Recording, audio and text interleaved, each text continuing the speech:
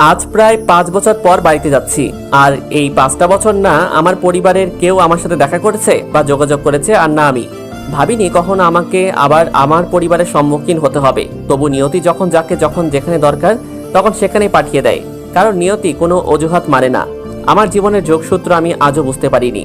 যাকে ভালোবেসেছি সেই ছেড়ে দিয়েছে, যার হাত ধরেছি কিছু রাস্তা চলার পর সেও হাত ছেড়ে দিয়েছে। কষ্ট পেতে পেতে আজ আমি শেষ হয়ে গেছি। ভালোবাসার বদলে পেয়েছি ধোঁকা। কষ্ট পেয়ে যাকে আঁকড়ে ধরতে চেয়েছি সেই আরো বেশি কষ্ট দিয়েছে। অতীতের অনেক প্রশ্নের উত্তর আজও পাইনি। আমার প্রশ্ন শুধু একটাই, কেন আমার সাথে এমন হলো? বাসের হর্ন শুনে বাস্তবে ফিরলাম। বাস এসে পড়েছে। 5 মিনিট পর বাস ছাড়বে। বাস আসার পর আমি আমার নির্ধারিত আসনে বসে পড়ি। ঠিক তখনই একটা বোরকা পরা মেয়ে আমাকে এসে বলতে লাগলো, এই যে একটু সরে যাবেন, আমি আমার সিটে বসতাম। মেয়েটার কণ্ঠ শুনে মনে হলো আমার চেনা, যার জন্য আজ সব থেকেও নেই। আজও তার উত্তর পেলাম না। আমার দোষটা কি ছিল? হ্যালো, সিটটা আমার। আমি কিছু না বলে সিট থেকে উঠে তাকে তার সিটে বসার জন্য জায়গা দিলাম। বাসে ওঠার কিছুক্ষণ পর বাস ছেড়ে দেয়, আর আমি কানে হেডফোন লাগিয়ে ফেলে আসা দিনগুলোর কথা ভাবতে লাগলাম। কতই না আনন্দের ছিল শৈশবের দিনগুলি, কিশোর। কিন্তু যৌবনের বয়সটা যে আবেগের আর কষ্টের হবে তা বুঝতেই পারিনি। আপনারা হয়তো কিছুই বুঝতে পারছেন না। তাহলে চলুন ঘুরে আসি আমার ফ্ল্যাশব্যাক থেকে। আমার নাম হলো সানি, মা বাবার একমাত্র ছেলে। তবে এটা ভাববেন না আমি তাদের একমাত্র সন্তান। যদি তা ভাবেন তাহলে ভুল করবেন, কারণ আমার একটা আদরের ছোট বোন আছে, ওর নাম রিয়া। এই ভাইয়া, এই ভাইয়া উঠ না, দেখ কত বেলা হয়ে গেছে। ওই যা এখান থেকে, সারাক্ষণ খালি মশার মতো কানের কাছে ঘ্যান ঘ্যান করা ছাড়া তোর আর কোনো কাজ নেই। কি? আমি মশা? দাঁড়া, তোর ব্যবস্থা করছি। তোর যা করার করে নে। এখন আমি তোর ভাবিদের সাথে ঘুমের মধ্যে রোম্যান্স করব। তোর রোম্যান্স বের করছি। এই বলে আমার উপর বিনা মেঘে বৃষ্টিপাত হতে লাগলো। এই তুই এটা কি করলি? আমার ঘুমটা কি তোর কি শত্রুতা করেছে যে এভাবে আমাকে ভিজিয়ে দিলি? কি করেছে তোর ঘুম? আমার যে 9টায় স্কুলে যেতে হবে সেটা তোর মনে নেই? তো যা, আমাকে কেন বলছিস? আজ তোর 3rd ইয়ারের রেজাল্ট দিবে, তোর মনে আছে? আরে এটা তো মনেই ছিল না। আজ যে কি হবে তা আল্লাহই জানে। তাই তাড়াতাড়ি ঘুম থেকে উঠে কোনো রকমে ফ্রেশ হয়ে বোনকে নিয়ে ওর স্কুলে রেখে আমি কলেজের দিকে যাই। কলেজে যাওয়ার পর কলেজের মাঠের মাঝে আসতেই কিছু একটার সাথে ধাক্কা খেয়ে পড়ে যাই। যে আমাকে ধাক্কা দিয়েছে তাকে যখনই কিছু বলতে যাব তখনই, ওই পোলা, দেখে চলতে পারিস না? চোখকে চাঁদে রেখে আসছিস? কেমন লাগে বলুন? নিজে ধাক্কা দিয়ে ফেলে দিল আমাকে। কোথায় সরি বলবে তা নয়, উল্টো আমাকে গালি দিচ্ছ। তাই আমি বলতে লাগলাম, ওই সেমনি আমার চোখ যেখানে থাকা সেখানে আছে, কিন্তু তোর চোখ মনে হয় কোনো ময়দার দোকানে রেখে আসছিস, যার কারণে আমার মতো একটা কিউট ছেলের সাথে ইচ্ছা করে ধাক্কা খেলি। আর এদিকে মাইয়া দেখি রেগে পাকা টমেটোর মতো হচ্ছে। মনে হলো টমেটো একটু খেয়ে দেখি, কিন্তু আমার দুর্ভাগ্য যে আমি টমেটো খাই না। ওই কি বললি? আমি তোর ইচ্ছা করে ধাক্কা মারছি, তাই না? এবার দেখ। এই বলে একটা ধাক্কা দিয়ে মাইয়া ওখান থেকে চলে গেল, আর আমি কিছুই করতে পারলাম না। যাই হোক, তারপর মাটি থেকে উঠে বান্দরদের খুঁজতে লাগলাম, কিন্তু একটাকেও খুঁজে পেলাম না। তাই মন করে ক্লাসের রুমের দিকে যেতেই দেখি সব কয়টা বাঁদর মোবাইলে কি যেন দেখছে, আর হাসতে হাসতে মাটিতে পড়ে যাচ্ছে। আমি মনে করলাম হয়তো কোনো ফানি ভিডিও দেখছে, তাই ওদের এই অবস্থা। ওদের কাছে যেতেই নাজবুল বলে উঠলো, কিরে মামা, তুই তো ফেমাস হয়ে গেলি। কেন রে, আমি এমন কি করলাম যে ফেমাস হয়ে গেলাম? আর তা আমি জানি না। কি করেছিস মানে? এই দেখ, কলেজের মাঠে তোর কত সুন্দর রোমান্টিক ভিডিও। তারপর ভিডিও দেখে তো আমার মাথায় হাত। এটা কিভাবে সম্ভব? কখন, কিভাবে আমি ওই বদমাইশ মেয়েটাকে করলাম? তখনই মনে পড়লো, এই জন্যই তো বলি, যখন প্রথমে মেয়েটার সাথে ধাক্কা খেয়ে পড়ে যাই তখন কেন যেন মনে হচ্ছিল ঠোঁটের কোনো কিছুর ছোঁয়া পেয়েছিলাম। এখন এই ভিডিও বাড়ির কেউ দেখলে আমি শেষ। তাই ওদেরকে বললাম, দোস্ত তোরা ভিডিওটা ডিলিট করে দে, যদি বাড়ির কেউ দেখে তো আমি শেষ। এইসব আমাদের বলে লাভ নেই। এই ভিডিও কলেজের সবার কাছে লাইভ টেলিকাস্ট হয়েছে। কি বলছিস? ঠিকই বলছি, তোর ভাগ্যটা আজ বেশি ভালো, কারণ আমাদের মধ্যে শুধু তুই পরীক্ষায় পাশ করেছিস। পরীক্ষা পাশ করেছি ভালো খবর, কিন্তু আজ যা হলো সেটা বাড়িতে জানলে আমি শেষ। তারপর মন খারাপ করে বাড়ির দিকে যাচ্ছি, আর ভাবছি আজকে যে কার মুখ দেখে ঘুম থেকে উঠেছি সব ওর জন্যে। একবার যদি ওর কাছে পাই তো দেখে নিতাম। যাই হোক, বাড়িতে এসে বাড়ির কলিং বেল বাজানোর কিছুক্ষণ পর আম্মু দরজা খুলে দিল। আমাকে আজ অন্য মানুষকে দেখে বলতে লাগলো, কি রে, আজ তোর কি কিছু হয়েছে? না, কিছু হয়নি। ঠিক আছে, যা ফ্রেশ হয়ে আয়, খাবার দিচ্ছি। তারপর রুমে গিয়ে ফ্রেশ হতে যেই না বাথরুমের দরজা খুললাম, তখন বাথরুমের ভিতরে যে দৃশ্য দেখলাম তা দেখে একটা চিৎকার দিয়ে ওখানে জ্ঞান হারিয়ে ফেলি। আপনারা হয়তো এটা ভাবছেন আমি বাথরুমের ভিতরে এমন কি দেখে জ্ঞান হারালাম। তাহলে শুনুন, আমি যেই না বাথরুমের দরজাটা খুললাম অমনি দেখি কলেজের ওই ডাইনি মেয়েটা আমার বাথরুমে রয়েছে। এই অবস্থায় আমি জ্ঞান হারাবো না তো কি করব? যদি তাও আবারও কোনো ডাইনি মাইয়া হয়। যাই হোক, যখন জ্ঞান ফিরল তখন দেখি বাড়ির সবাই আমাকে ঘুরে ঘুরে দেখছে। আমি কিছু বলতে যাব তখনই আম্মু বলতে লাগলো, কি রে বাদর, বাড়ির সবাইকে তেলাপোকা দেখিয়ে ভয় দেখাস, আজ নিজেই তেলাপোকা দেখে ভয়ে জ্ঞান হারিয়েছিস? এসব কি বলছো তুমি? আমি কখন তেলাপোকা থেকে জ্ঞান হারিয়েছি? আমি তো না খালা, উনি তো তেলাপোকা দেখে ভয় পায় নাই, ভয় পেয়েছে তেলাপোকাদের বিয়ে দেখে। ওই কী সব বাজে বাজে কথা বলছেন? আমি কখন এসব বললাম? আমি নিজে দেখলাম, আপনি যেই না বাথরুমের দিকে যাবেন তখনই তেলাপোকা আপনার মাথায় পড়ার সাথে সাথে জ্ঞান হারালেন। ওই সেমনি তোরে কিন্তু এখন। তুই চুপ থাক, তুই যে মিথ্যা বলছিস তা তোর অবস্থা দেখেই বোঝা যাচ্ছে। এখন ফ্রেশ হয়ে খেতে আয়। ঠিক আছে, আমি তো মিথ্যা বলছি, তবে একটা বিষয় মাথায় ঢুকছে না। এই মেয়েটাকে আর আমার রুমে বা কি করছে? ও, তুই তো বাড়িতে ছিলি না, সেই সময় সোয়া এসেছে। আরে বাবা, আমি তো ওর নাম শুনতে চাই নাই। বলছি যে এই মেয়েটার পরিচয় কি, আর আমার রুমেই বা কি করে? আমাকে তো বলতে দিবি। এ হলো সোয়া, আমাদের দূর সম্পর্কের এক বোনের মেয়ে, এখানে থাকতে এসেছে। ও, তা কতদিনের জন্য এসেছে? ও এখানে তোদের কলেজে ভর্তি হয়েছে, তাই আজ থেকে এখানে তোর রুমে থাকবে। ও আচ্ছা, কি আমার সাথে আমার রুমে থাকবে মানে? হ্যাঁ, ও এই রুমে থাকবে। কিন্তু তুই যে এই রুমে থাকবি তাকে বললো আজ থেকে তুই উপরের রুমে থাকবি। এটা কোনো কথা হলো? আমি আমার রুমে না থেকে অন্য রুমে থাকবো? এত বড় অন্যায় কিন্তু সহ্য করবে না। এই মেয়েটা কি আর অন্য কোনো বাড়ি পেল না? একেবারে আমার বাড়িতে এসে আমার রুমটাই দখল করলো। তোর কোনো কথাই শুনবো না, আজ থেকে এই রুমে শোয়া থাকবে। এই বলে চলে গেল। আর এদিকে মেয়েটা আমার দিকে তাকিয়ে হাসতেছে। তাই মেয়েটাকে বলতে লাগলাম, এই যে এত দাঁত বের করে হাসবেন না, তা না হলে দাঁতে পোকা ধরবে আর আপনার জামাইকে অন্যজন ভাগিয়ে নিয়ে যাবে। শকুনের দোয়ায় গরু মরে না। কি আমি শকুন? আমি শকুন নই, আপনি শকুন। তা না হলে আমার পিছনে পিছনে আমার বাড়িতে এসে আমার এই সুন্দর রুমটা দখল করতে পারতেন না। যে যাই বলুক, রুমটা খুব পছন্দ হয়েছে। হাই খোদা, তুমি মনে মোর ঘর সহ উপর তুইলা নাও, যাতে এই ডাইনি মেয়েটা আমার ঘরে না থাকতে পারে। এই যে, কিছু কি আমাকে বললেন? এই মেয়েটার কান নাকি অন্য কিছু, যে মনের কথা শুনতে পারে নাকি? কই কিছু বলি নাই তো। তবে এখন বলবো, দেখুন আমার রুমে থাকবেন ভালো কথা, তবে আমার রুমের কোনো কিছুতে হাত দিবেন না। সেটা পরে দেখা যাবে। কেবল তো রুমে ঢুকছি, পরেটা না হয় পরেই দেখা যাবে। দেখ, এসব ফালতু বদমেজাজি মেয়ে যে কোথা থেকে আসে। ওই, আপনি এখন জানতো, আপনার ফালতু কথা শোনার টাইম নেই এখন। যাচ্ছি, তবে যেটা বললাম সেটা যেন মনে থাকে। তারপর আমি উপরের রুমে এসে ফ্রেশ হয়ে খেয়ে বাইরে গেলাম বন্ধুদের সাথে আড্ডা দিতে। ওদের কাছে যেতেই রাফি বলতে লাগলো, কিরে, আজ এত তাড়াতাড়ি এখানে কেন?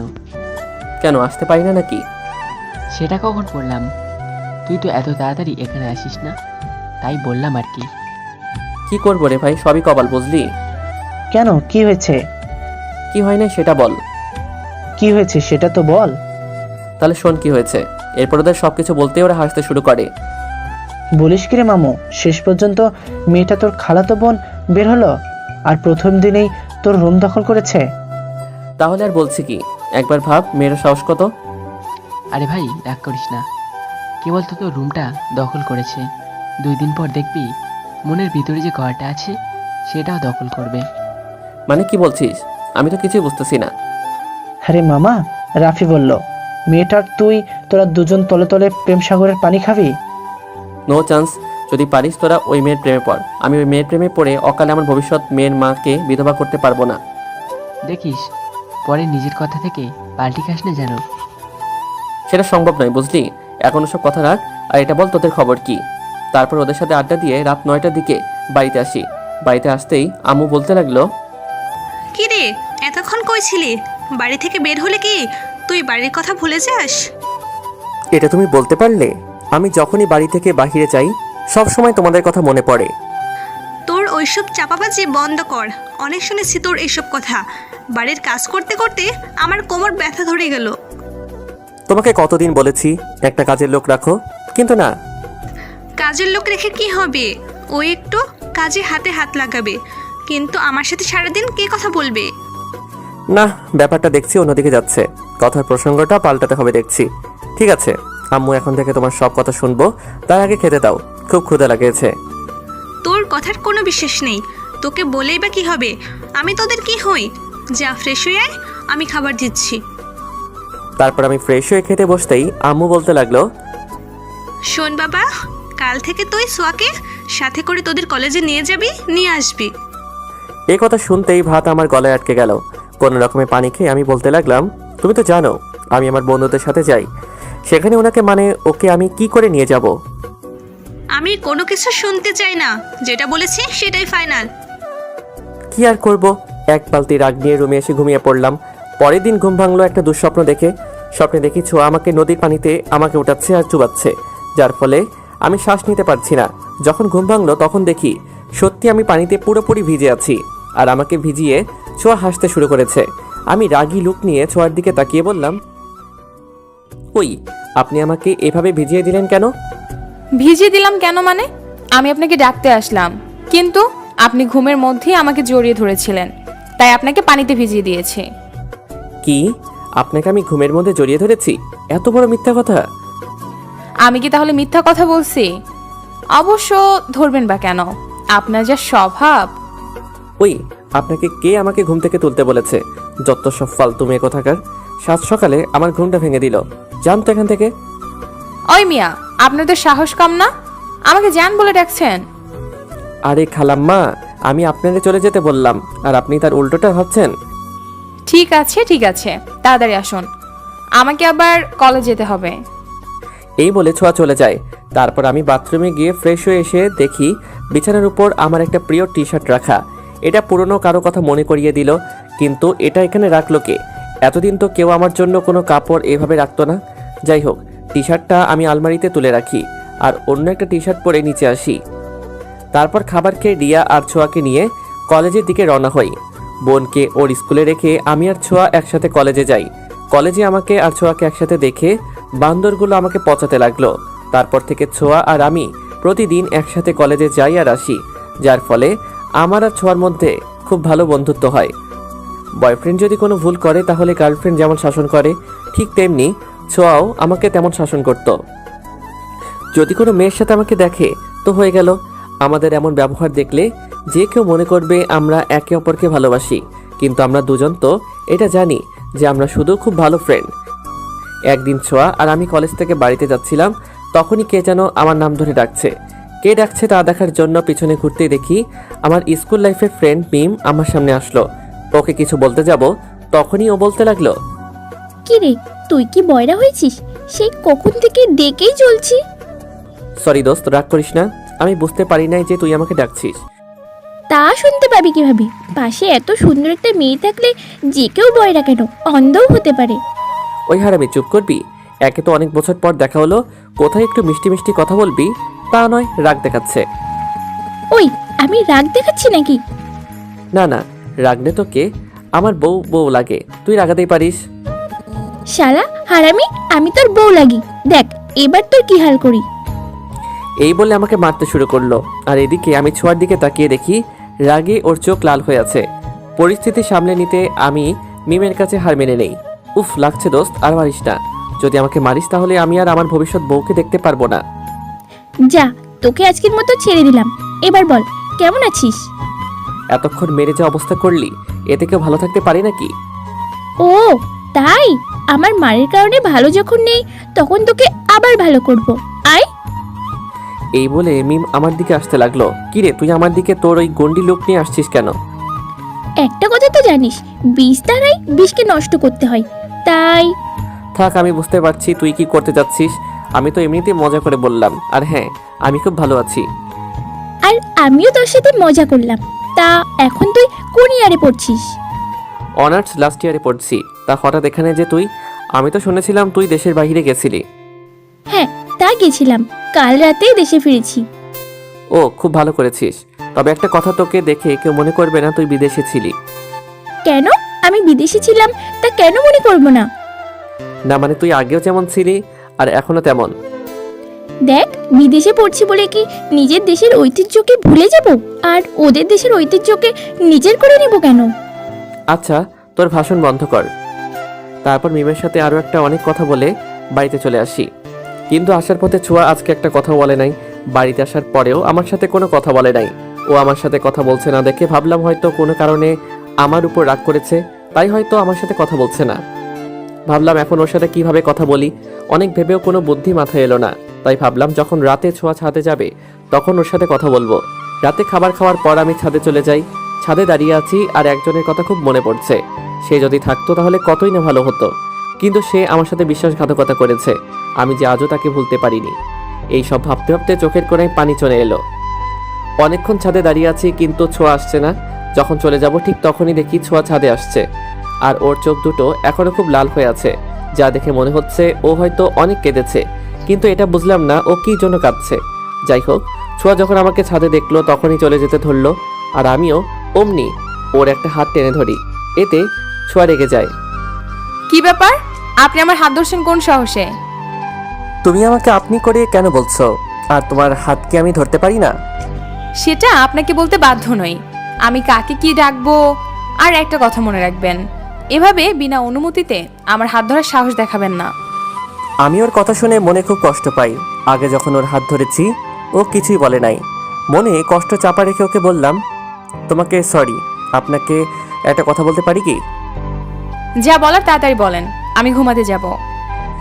ও আপনার আজকে খুব ঘুম পাচ্ছে? তবে চিন্তা করবেন না, একটা কথাই জানতে চাই, আজকে কলেজ থেকে ফেরার পর থেকে আপনার এমন কি হয়েছে যে আপনি আমার সাথে ভালোভাবে কথা বলছেন না? তোর সাথে কিসের ভালোভাবে কথা বলতে হবে? হ্যাঁ, জানা তোর সুন্দরী বান্ধবীর কাছে, যার সাথে মিষ্টি মিষ্টি কথা বলতে পারবি, তাদের গায়ে হাত দিতে পারবি। ছোঁয়া এসব কি বলছো? ও আমার ফ্রেন্ড, আর ফ্রেন্ডের সাথে কি কথা বলতে পারবো না নাকি? কেন কেন তুই অন্য মেয়ের সাথে কথা বলবি? জানিস তুই যখন অন্য মেয়ের সাথে কথা বলিস আমার কতটা খারাপ লাগে। এমন মনে হয় আমি আমার সবচাইতে দামি জিনিসটাকে হারিয়ে ফেলছি। মানে কি এসব কথার? আমি তো কিছুই বুঝতে পারছি না। তোকে কিভাবে বোঝাবো আমি তোকে ভালোবাসি? আমি ওর কথা শুনে স্তব্ধ হয়ে গেলাম। কি বলছে এসব? আমি আর কোনো মায়ায় জড়াতে চাই না আর কারো ছলনার শিকার হতে।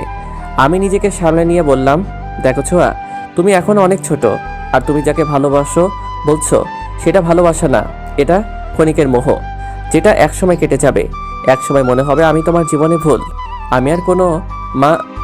তুমি কি বলতে চাচ্ছিলে? কিসের মা? বাদ দাও ওইসব। তুমি জীবনে আমার চেয়ে ভালো ছেলে পাবে। আমার তোমার চেয়ে ভালো ছেলের দরকার নাই। তোমার কি দরকার? আমার শুধু তোকে দরকার, আর তা যে কোনো মূল্যেই হোক না কেন।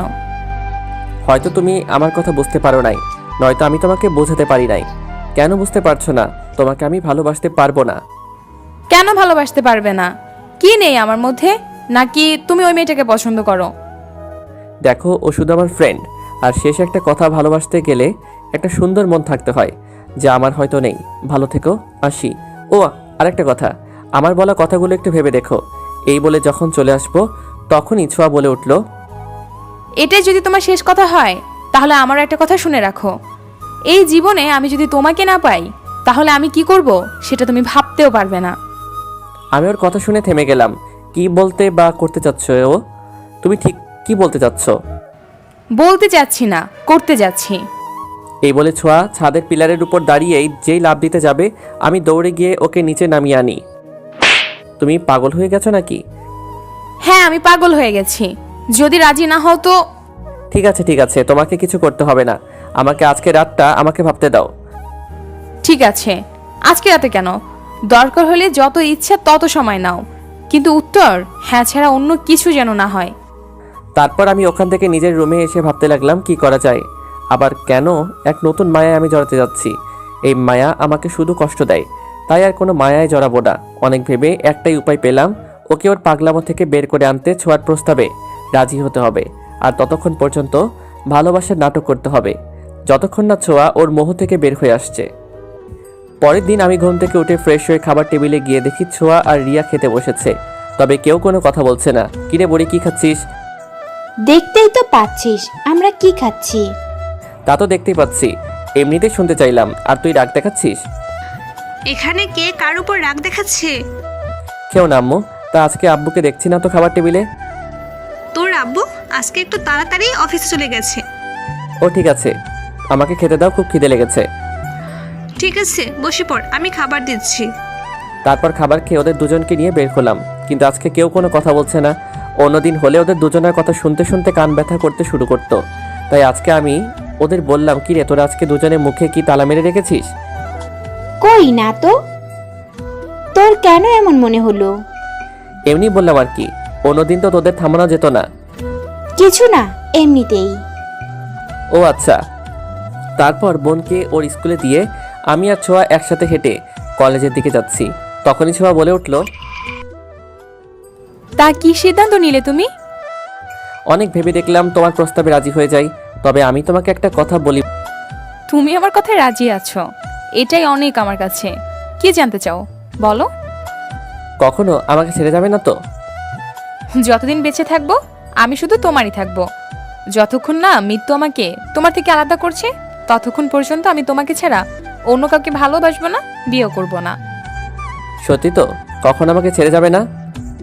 হ্যাঁ, একসাথে 3 সত্যি। তবে আজ থেকে তোমাকে আমার সব কথা মেনে চলতে হবে। বোন, তুই আমাকে মাফ করে দে।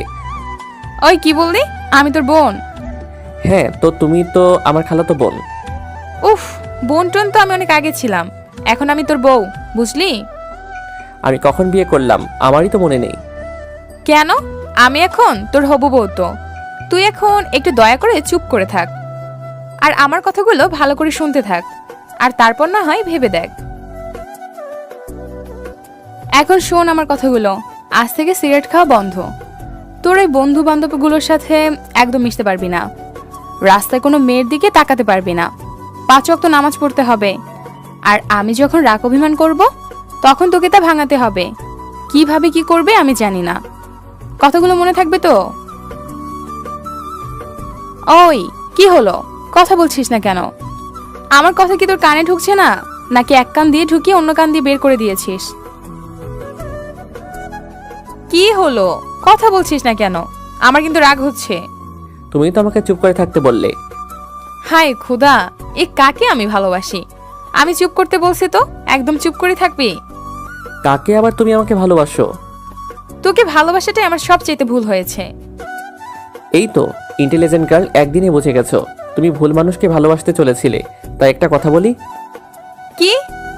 এক কাজ করো, আমার সাথে ব্রেকআপ করে আমার থেকে ভালো ছেলের সাথে প্রেম করো। না না, এটা হচ্ছে না সোনা। অনেক কষ্টে তোমাকে আমি রাজি করিয়েছি। এখন যদি তোমাকে আমি ছেড়ে দেই, তাহলে সারা জীবন আমি কাকে জ্বালিয়ে খাবো? কাকে আবার? তোমার বরকে জ্বালাবে। ও তাই নাকি? হ্যাঁ। তাহলে অল্প একটু আগে কে যেন বললো ব্রেকআপের কথা? আরে আমিই তো বলেছি, যাতে তুমি কোনো ভালো ছেলেকে বিয়ে করে তার জীবনটা তেনা তেনা করে দিতে পারো। আমিও তো সেটাই করতে চাই। ওকে, তাহলে আজ থেকে ব্রেকআপ, কেমন? আরে আমাদের রিলেশনে তো একদিনও হয় নাই, আর তুমি বলছো এখনই ব্রেকআপ? তুমি এত বোকা কেন বলো তো? শুভ কাজে দেরি করতে নেই, এটা তুমি জানো না? দেখছো, আমি তো এটা জানতামই না। ঠিকই তো বলছো, শুভ কাজে দেরি করতে নেই। তাহলে আমি দেরি করছি কেন? আমিও তো সেটাই তোমাকে বলছি। তাহলে আজকেই আমাদের রিলেশনের শুরু, আর আজকেই শেষ। তাই? হ্যাঁ, আর দেখবে আমাদের এই লাভ স্টোরি একটা ইতিহাস হয়ে থাকবে। হ্যাঁ, আমিও চাই আমাদের লাভ স্টোরিটা ইতিহাস হয়ে থাক। আজকে তো আমাদের রিলেশনটা শুরু হয়েছে, তাই একটু আলাদাভাবে শেষ করবে, তাই তো? বাবু দেখছি খুব খুশি হয়েছে। যখন খুশি হয়েছে, তাহলে এক কাজ করি, এখন সোজা কাজী অফিসে চলে যাই। না, হ্যাঁ। না না, এখন বিয়ে করব না, তার থেকে বরং তোমার সাথে আগে প্রেম করব। আরে তুমি না এক্ষুনি বললে তুমি ব্রেকআপ করবে? ভুল করে বলে ফেলেছি, এবারের মতো মাফ করে কলেজে চলো। তা তুমি বললেই হবে নাকি? তুমি যখন কাজী অফিসে যাবে না, তখন এক কাজ করি, কলেজে না গিয়ে সোজা বাড়িতে যাই। কেন, ক্লাস করবে না? না, বাড়িতে খুব গুরুত্বপূর্ণ একটা কাজ আছে। ও আচ্ছা, তা কি কাজ আছে বলা যাবে কি? হ্যাঁ, শুনতেই পারো। বাড়িতে গিয়ে খালা আর খালুকে বলবো আমরা একে অপরকে খুব ভালোবাসি, তাই তারা যেন আমাদের বিয়ে দিয়ে দেন। এসব তুমি কি বলছো? আমাকে কি অকালে বিধবা থুকো আমার বউকে বিধবা করতে চাও? ওই একদম বাজে কথা বলবি না। তুই যে আমাকে ভালোবাসিস না তা আমি জানি, তাই তোকে এখন আমি বিয়ে করব। আরে না, আমি তোমাকে খুব ভালোবাসি, অনেক আগে থেকে। তোমাকে একটু পরীক্ষা করে দেখলাম। আমার বিশ্বাস হয় না। সত্যি বলছি। তাহলে এখন আমাকে জড়িয়ে ধরো, তাহলে মানবো।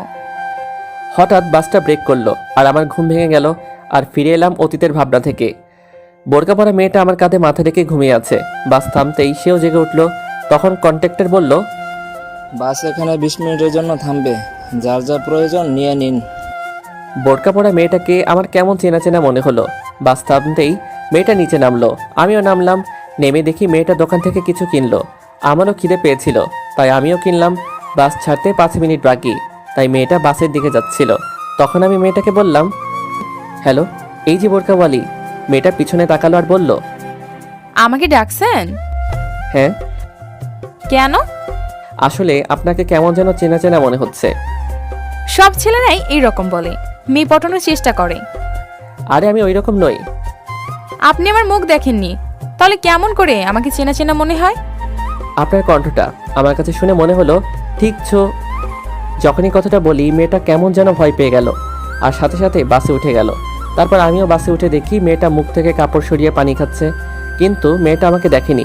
সেই চেনা মুখ, সে ভেবেছে আমি তাকে চিনতে পারবো না। কিন্তু সে জানে না সে যখন বাসে উঠেছে তখন থেকে আমি বুঝতে পেরেছি তুমি কে। নিখুঁত অভিনয় তোমার, সেদিন বুঝতে পারিনি, কিন্তু আজ বুঝতে পেরেছি। তোমার এই অভিনয়ের জন্য আজ আমার সব থেকেও কিছু নেই। আমি চাইলে আমিও প্রতিশোধ নিতে পারতাম, কিন্তু নেইনি। কারণ কিছু প্রতিশোধ সময়ের উপর ছেড়ে দিতে হয়। সময় একদিন ঠিকই প্রতিশোধ নিবে। আমি গিয়ে সিটে বসলাম আর সেই দিনের কথা ভাবতে লাগলাম, যেদিন ছোঁয়া আমাকে প্রথম জড়িয়ে ধরেছিল।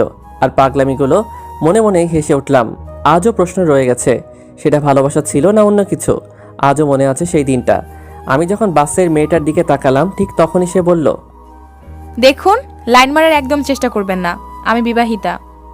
কথাটা শুনে আমি মুচকি হাসলাম আর বাইরের প্রকৃতি দেখতে লাগলাম। সূর্য এখন পশ্চিম আকাশে ঢলে পড়ছে। কয়েক ঘন্টা পরেই সে অস্ত যাবে আর রাতে আসবে, যেটা আমার জন্য কষ্টের। জানালা দিয়ে দেখছি সবকিছু কেমন যেন পিছনের দিকে যাচ্ছে আর বাস সবকিছু ফেলে সামনের দিকে এগিয়ে যাচ্ছে। যে মেয়েটা বোরকা পরে আমার পাশে বসে আছে সে ভেবেছে আমি তাকে চিনতে পারবো না। আমি তার ধারণাটাই ঠিক রাখতে চাই। সে স্বামী সংসার নিয়ে সুখে আছে, থাক না। আমি আর তার মাঝে ঢুকতে চাই না। আমি না হয় অতীত নিয়ে থাকি। আজ থেকে 5 বছর আগে যখন ছোঁয়া আমার জীবনে এসে আবারও ভালোবাসতে শিখিয়েছিল, আবার বাঁচতে শিখিয়েছিল, তখন এটা ভাবিনি যে আমার জীবন এভাবে পাল্টে যাবে। চলুন আবার অতীতে ফিরে যাই। ওই, একদম বাজে কথা বলবি না। তুই যে আমাকে ভালোবাসিস না তা আমি জানি, তাই তোকে এখন আমি বিয়ে করব। আরে না, আমি তোমাকে খুব ভালোবাসি, অনেক আগে থেকে। তোমাকে একটু পরীক্ষা করে দেখলাম। আমার বিশ্বাস হয় না। সত্যি বলছি। তাহলে এখন আমাকে জড়িয়ে ধরো, তাহলে মানবো। কি আর করা, বাধ্য হয়ে ওর শর্ত মানতে হলো। সেই সাথে ওর মাথা থেকে বিয়ের ভূত নামিয়ে ওর সাথে কথা বলতে বলতে কলেজে চলে আসলাম। ছোঁয়া ওর ক্লাসে চলে গেল আর আমি বন্ধুদের কাছে গেলাম। ওদের কাছে যেতেই রাফি আমার দিকে তাকিয়ে বলে উঠল, জানিস নাজমুল, আজকাল দেখি লিপস্টিকের দাম মনে হয় কমে গেছে। কি বলছিস তুই মামা? লিপস্টিকের দাম কমলে আমাকে আর আমার বাবার পকেট মারতে হবে না, কিন্তু তুই হঠাৎ করে কেন বললি যে লিপস্টিকের দাম কমে গেছে? তুই কি কারোর জন্য কিনেছিস নাকি? আরে ভাই, আমি কেন কিনতে যাব? দেখছিস না, যারা লিপস্টিক নামক বস্তুর সাথে আশেপাশে যায় না, তাদের শার্টেও এখন লিপস্টিক লেগে থাকে। আরে শালা, লিপস্টিকের কাছে কেন? মেয়েদের কাছে গেলেও তো লাগতে পারে ফ্রিতে। ওই তোরা লিপস্টিক নিয়ে গবেষণা করছিস নাকি? আমি তো তোদের কথা কিছুই বুঝতে পারছি না। হ্যাঁ, আমিও তো কিছুই বুঝতেছি না। আমি তো রাফির কথাই তাল মিলাচ্ছি শুধু। শালা, তুই অন্ধ নাকি? দেখতে পাচ্ছিস না আমাদের প্রিয় সিঙ্গেল ভাই শানির সাথে কত সুন্দর করে ঠোঁটের লিপস্টিক মার্ক রয়েছে? আরে শালা, আমি তো আগে দেখি না এটা। তুই দেখবি কি করে? তুই তো কানা। এসব দেখতে গেলে ফরমালিন মুক্ত চোখ থাকতে হয় রে পাগলা, যা সবার থাকে না।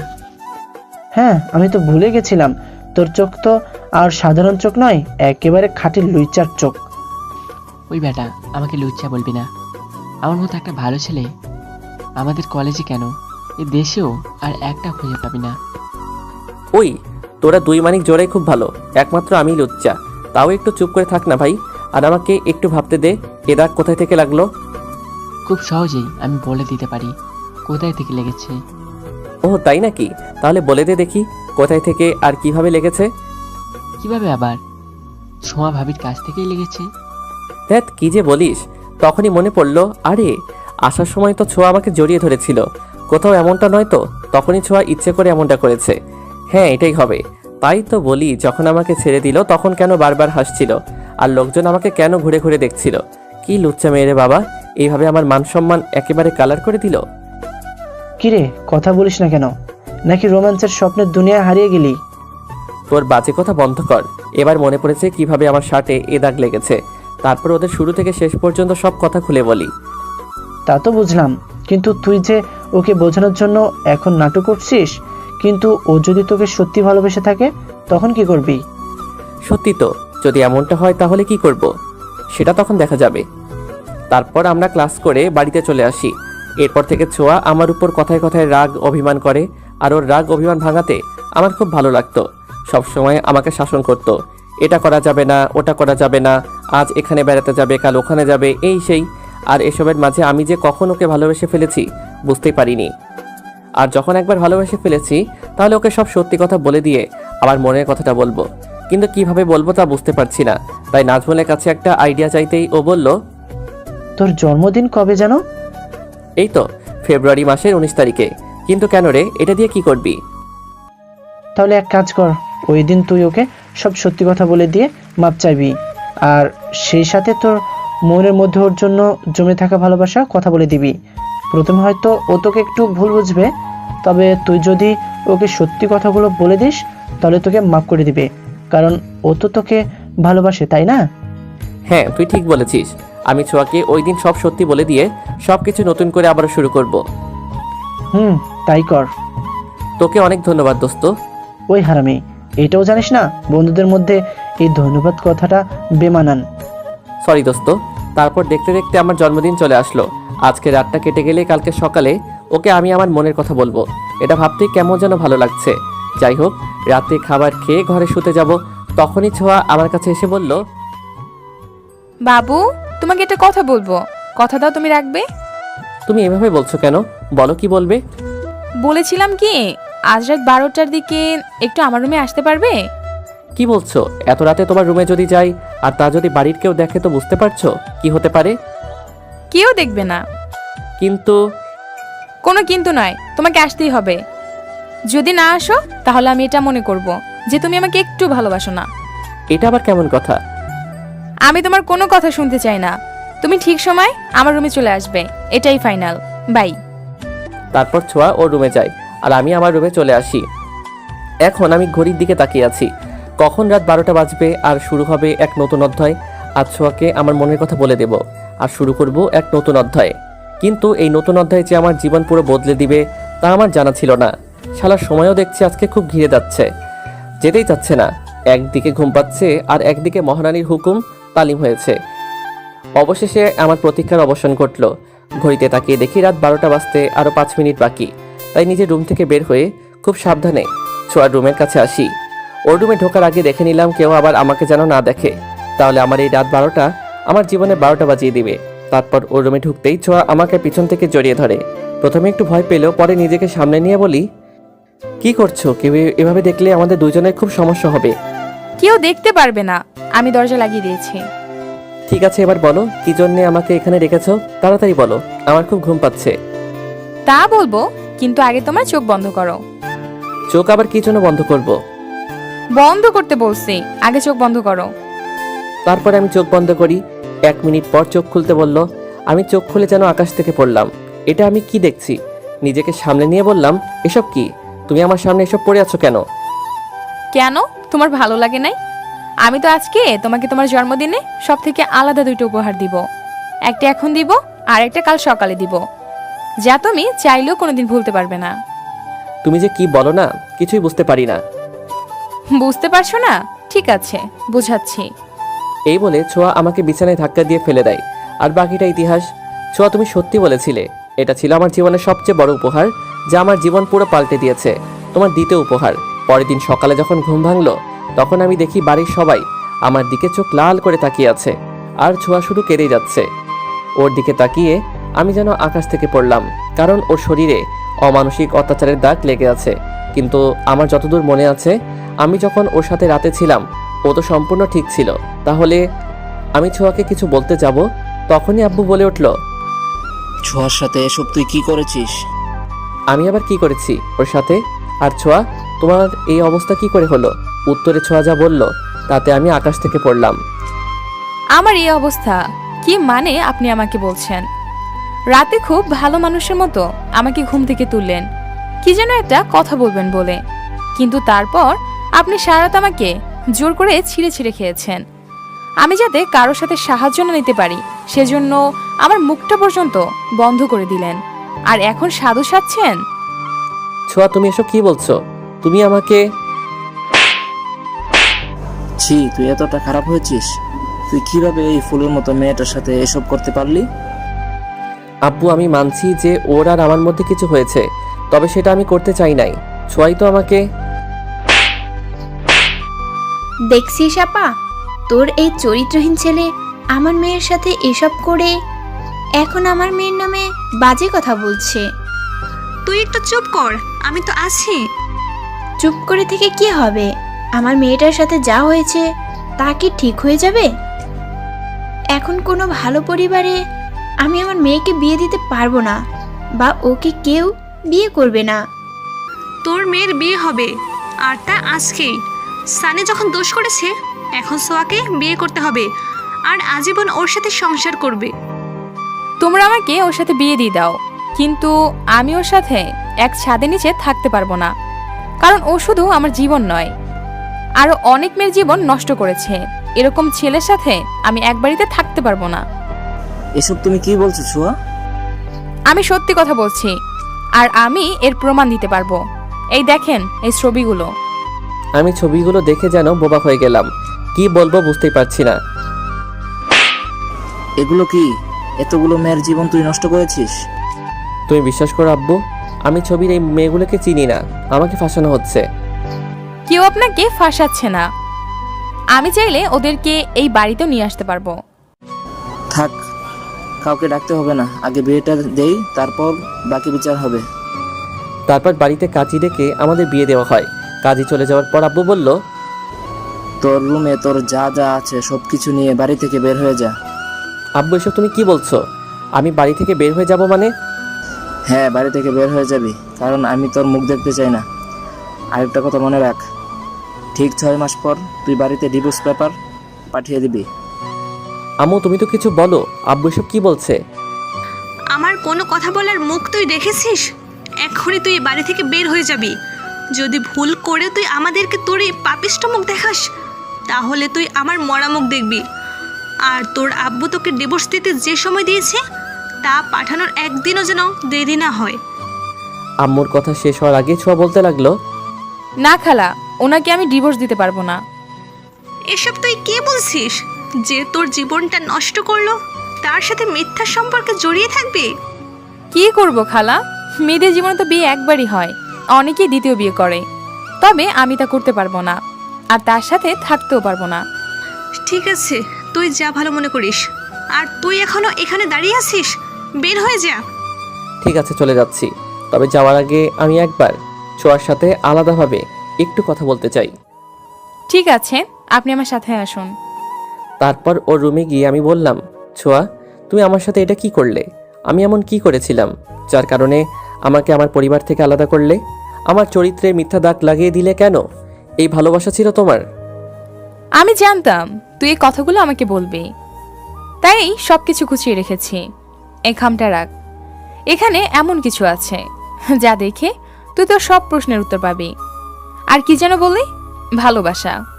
হ্যাঁ, তোকে আমি খুব ভালোবাসি, তোর জন্য নিজের জীবনটা দিতেও পিছুপা হব না। তাই তো কাল রাতে আমি আমার সবচাইতে দামি জিনিসটা তোকে তোর বার্থডেতে উপহার দিয়েছি। কিন্তু তোকে ভালোবাসার আগে তোর সাথে ভালোবাসার অভিনয় করেছি, তবে অভিনয় করতে করতে কখন যে তোকে ভালোবেসে ফেলেছি তা নিজেই বুঝতে পারি নাই। কিন্তু তুই একটা কথা কি জানিস? আমি তোকে যতটা ভালোবাসি ঠিক ততটাই ঘৃণা করি। প্রথমে আমি বুঝতে পারছিলাম না আমি ঠিক কি করব। একদিকে ছিল ভালোবাসা আর অন্যদিকে ছিল প্রতিশোধ। অনেক ভেবে আজকে যা করলাম, অনেক ভেবে চিন্তেই করেছি, কারণ তোকে বলেছিলাম তোকে ছাড়া আর কাউকে বিয়ে করব না। আর অন্যদিকে একজনকে কথাও দিয়েছিলাম তোকে এমন শাস্তি দেব যাতে তুই যতদিন বেঁচে থাকবি ততদিন তুই যেন মৃত্যু যন্ত্রণা পাস। আর এ কথাও আমি রেখেছি, কারণ তুই তোর মাকে খুব ভালোবাসিস, তুই তাকে ছাড়া কিছুই ভাবতে পারিস না। আর একটা কথা কি, তুই এখন বুঝতে পারবি, এমন কেউ পরিবারের কাছে মিথ্যা দোষে দোষারোপী হয়, তখন সে কতটা অসহায় হয়। তুমি এসব কি বলছো? আমি কিছুই বুঝতে পারছি না। ওই যে বললাম, তোর সব প্রশ্নের উত্তর এতেই পাবি। আর যা কিছু বলার থাকে তো বলতে পারিস, আর যদি না থাকে তাহলে আসতে পারিস। না, আমার কিছু বলার নেই। যে বাড়িতে কেউ তাদের ছেলেকে আজও চিনতে পারলো না, বাড়ি থেকে বের করে দিতে পারে, সেখানে থাকার চেয়ে না থাকাই অনেক ভালো। তবে যাওয়ার আগে একটা কথা বলছি, জানি না এখানে এমন কি কারণ আছে যার জন্য আমার সাথে এমন করলে। যদি এখানে তেমন কিছু না থাকে, মানে যে কারণটা এখানে আছে বলছো তা যদি মিথ্যা হয়, তবে তুমি তোমার জীবনে সবচাইতে বড় ভুল করলে, যার মাসুল তোমাকে সারা জীবন দিতে হবে। আসি, বেঁচে থাকলে হয়তো একদিন ঠিকই দেখা হবে। হঠাৎ কারো ডাকে ঘোর কাটলো, দেখি চলে এসেছি। বাস থেকে নামলাম, আর সাথে বোরকা পরা মেয়েটাও। সে চলে যেতে লাগলো আর আমি দেখতে লাগলাম। আজ নিজেকে প্রশ্ন করছি, মানুষ বড় অদ্ভুত, সে কথা দিয়ে খুব সহজে ভুলে যায়। ছোঁয়া, তুমি যতই নিজেকে আড়াল করার চেষ্টা করো না কেন, আমি ঠিক তোমাকে বুঝতে পেরেছি। তুমি হয়তো স্বামী সংসার নিয়ে অনেক সুখে আছো, আমাকে দেওয়া কথা হয়তো ভুলেই গেছো। আর মনে রাখবেই বা কেন? তুমি তো অভিনয় করেছিলে। তারপরেও দোয়া করি তুমি সুখে থাকো, আর আমি না হয় কষ্ট নিয়ে থেকে গেলাম। আজ 5 বছর পরে সেই চিরচেনা শহরে কতটা পাল্টে গেছে। এখানে লুকিয়ে আছে আমার ছেলেবেলা, বন্ধুদের সাথে কাটানো দিনগুলো, আমার জীবনের সুখের দিনগুলো, যা আজ সময়ের সাথে সাথে চাপা পড়ে গেছে। শহরটা ধরেছে নতুন রূপ, ঘটেছে নতুন মানুষের আগমন। চেনা শহরটা আজ অচেনা হয়ে গেছে, আর এই শহরে আধুনিকতার ছাপ পড়েছে। আমি হেঁটে চলেছি এই শহরের পথ ধরে। আজ নিয়তি আমাকে আবারও এইখানে নিয়ে এসেছে। আমি এইখানে অফিসের দেওয়া একটা বাড়িতে উঠব। অফিস থেকে দেওয়া বাড়ির সামনে দাঁড়িয়ে আছি। চারদিকে অন্ধকার নেমে এসেছে। একজন লোক আমার দিকে এগিয়ে আসছে। অন্ধকারের জন্য মুখটা দেখা যাচ্ছে না। লোকটা আমার পাশে এসে বলল, আপনি কি সানি? লোকটার কণ্ঠটা কেমন যেন চেনা চেনা মনে হলো। আমি বললাম, হ্যাঁ। আমি এখানকার কেয়ারটেকার। স্যার আপনার কথা বলেছিল, আসুন আমার সাথে। আমি লোকটার পিছে পিছে বাড়ির ভিতরে ঢুকে গেলাম। বাড়ির ভিতরে অন্ধকার ছিল, তাই লোকটা সমস্ত লাইট জ্বালিয়ে দিল। যখনই লোকটা আমার দিকে ঘুরেছে, সে চমকে গেছে, আর আমিও, কারণ লোকটা আমার বন্ধু রাফি। আমাকে দেখে জড়িয়ে ধরল। কোথায় ছিলিস এতদিন? জানিস তোকে কত খুঁজেছি, একবার আমাদের কথা মনে হয়নি? কথা বলছিস না কেন? আগে তোর কথাটা শেষ কর, তারপরে তো বলি। চল তোর বাড়ি চল। কার বাড়ি? তোর বাড়ি। আমার কোনো বাড়ি নেই, আর এটাই এখন থেকে আমার বাড়ি। তোর বাড়ি থাকতে তুই এইখানে থাকবি কেন? চল আমার সাথে, তোকে দেখে তোর বাড়ির লোক কত খুশি হবে জানিস? না আমার কেউ আছে, না আমার কোনো বাড়ি আছে। এখনো অভিমান করে আছিস? অভিমান তো কাছের মানুষের উপর করা যায়, আমি কার উপর অভিমান করে নেই। তুই অনেক বদলে গেছিস। সময় আর পরিস্থিতি সব কিছু বদলে দেয়। আর একটা কথা, আমি যে এখানে আছি কেউ যেন জানতে না পারে। তাহলে এইখানে কেন এসেছিস? অন্য কারোর জন্য। কে ছোঁয়া? না, পরে বলবো, এখন খিদে লেগেছে। আমার জন্য খাবারের ব্যবস্থা কর, আর কথাটা যেন মনে থাকে, কেউ যেন জানতে না পারে। আচ্ছা। তারপর রাফি চলে গেল খাবার আনতে, আর আমি ফ্রেশ হয়ে নিলাম। আমি আর রাফি একসাথে খাবার খেলাম। রাফি বলল আজ আমার সাথে আড্ডা দিবে। রাতে আমি আর রাফি ছাদে বসে আছি, তখন রাফি বলল, বললি না তো কার জন্য এসেছিস? এখানে ফিরে আসার ইচ্ছা আমার কোনোদিনই ছিল না, কিন্তু 6 বছর আগের করা ভুল শুধরানোর জন্য ফিরে আসতে হলো। কিসের ভুল, আর কার সাথে করেছিস? নীলিমা। এই নীলিমা আবার কি? আমার প্রথম ভালোবাসা। প্রথম ভালোবাসা মানে? আমি কিছুই বুঝতে পারছি না। আমার আর নীলিমার দেখা হয় তখন আমি সবেমাত্র ইন্টারে পড়ছি। তোরা তো জানিস আমি ইন্টার আমার মামার বাড়ি থেকে করেছি। হ্যাঁ জানি। তা নীলিমার সাথে তোর পরিচয় হলো কেমন করে? নীলিমা তখন 10ম শ্রেণীতে পড়তো। তখন আমাদের কথা হতো না, কিন্তু রোজ দেখা হতো। আমি অনেকবার চেষ্টা করেছি কথা বলতে, কিন্তু পারিনি।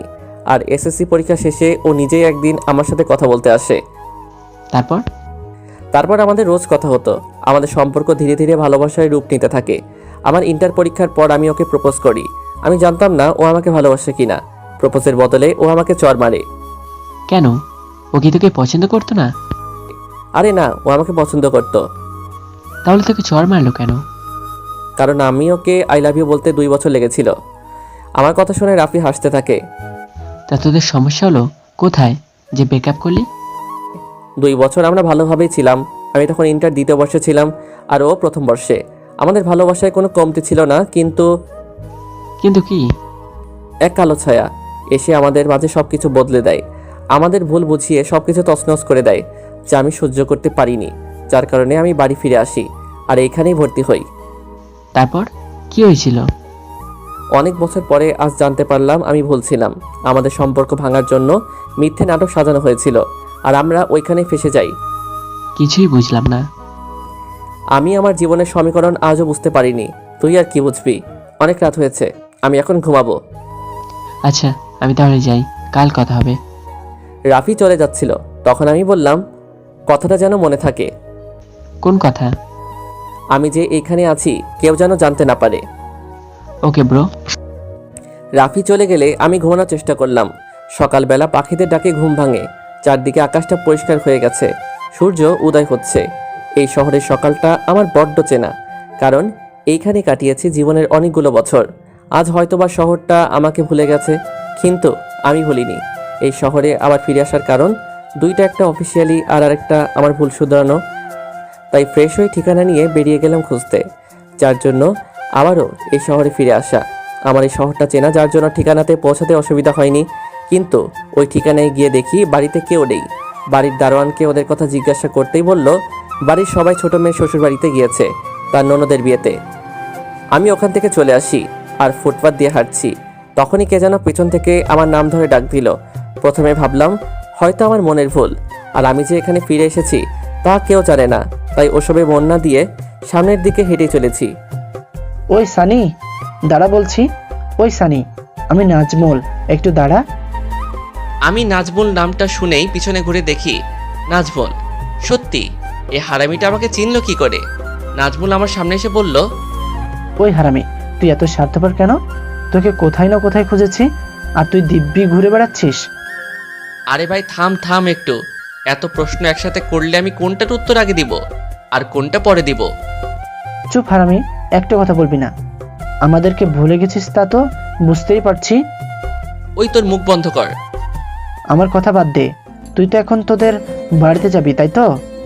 সরি ভাই, তুই হয়তো ভুলে গেছিস, বর্তমানে আমার নিজের বলতে কোনো বাড়ি নেই। তবে অফিস থেকে থাকার জন্য যে বাড়ি দিয়েছে, এখন সেখানে যাব। কি বলছিস তুই? তুই তোদের বাড়িতে যাবি না মানে? আর তোর বাবা মা নিজেদের ভুল বুঝতে পেরেছে? তো আমি কি করব? আর একটা কথা মনে রাখ, আমার কোনো বাবা মা নেই আর নেই কোনো বাড়ি। দেখ, যা হবার তো হয়ে গেছে। আর ছোঁয়া? হ্যাঁ জানি, ও ওর স্বামী সংসার নিয়ে সুখে আছে। আর তুই যেটা ভাবছিস?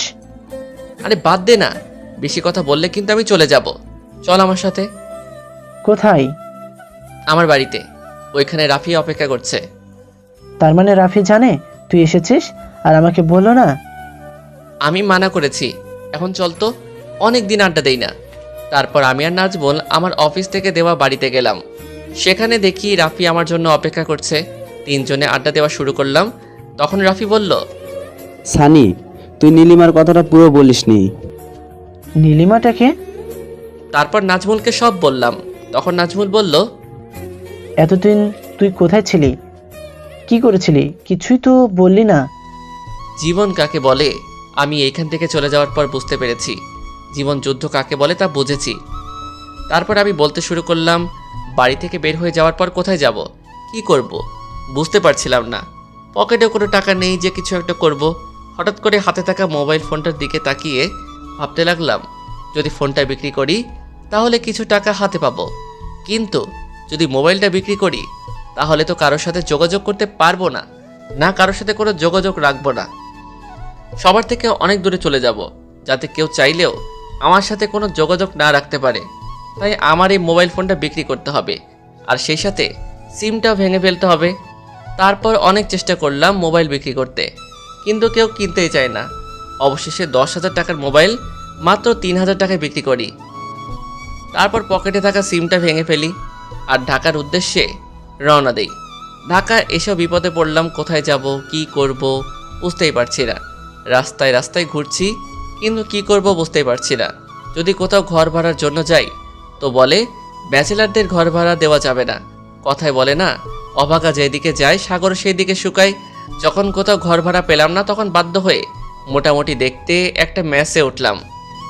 তারপর এখানকার বড় ভাইদের সাথে পরিচিত হই।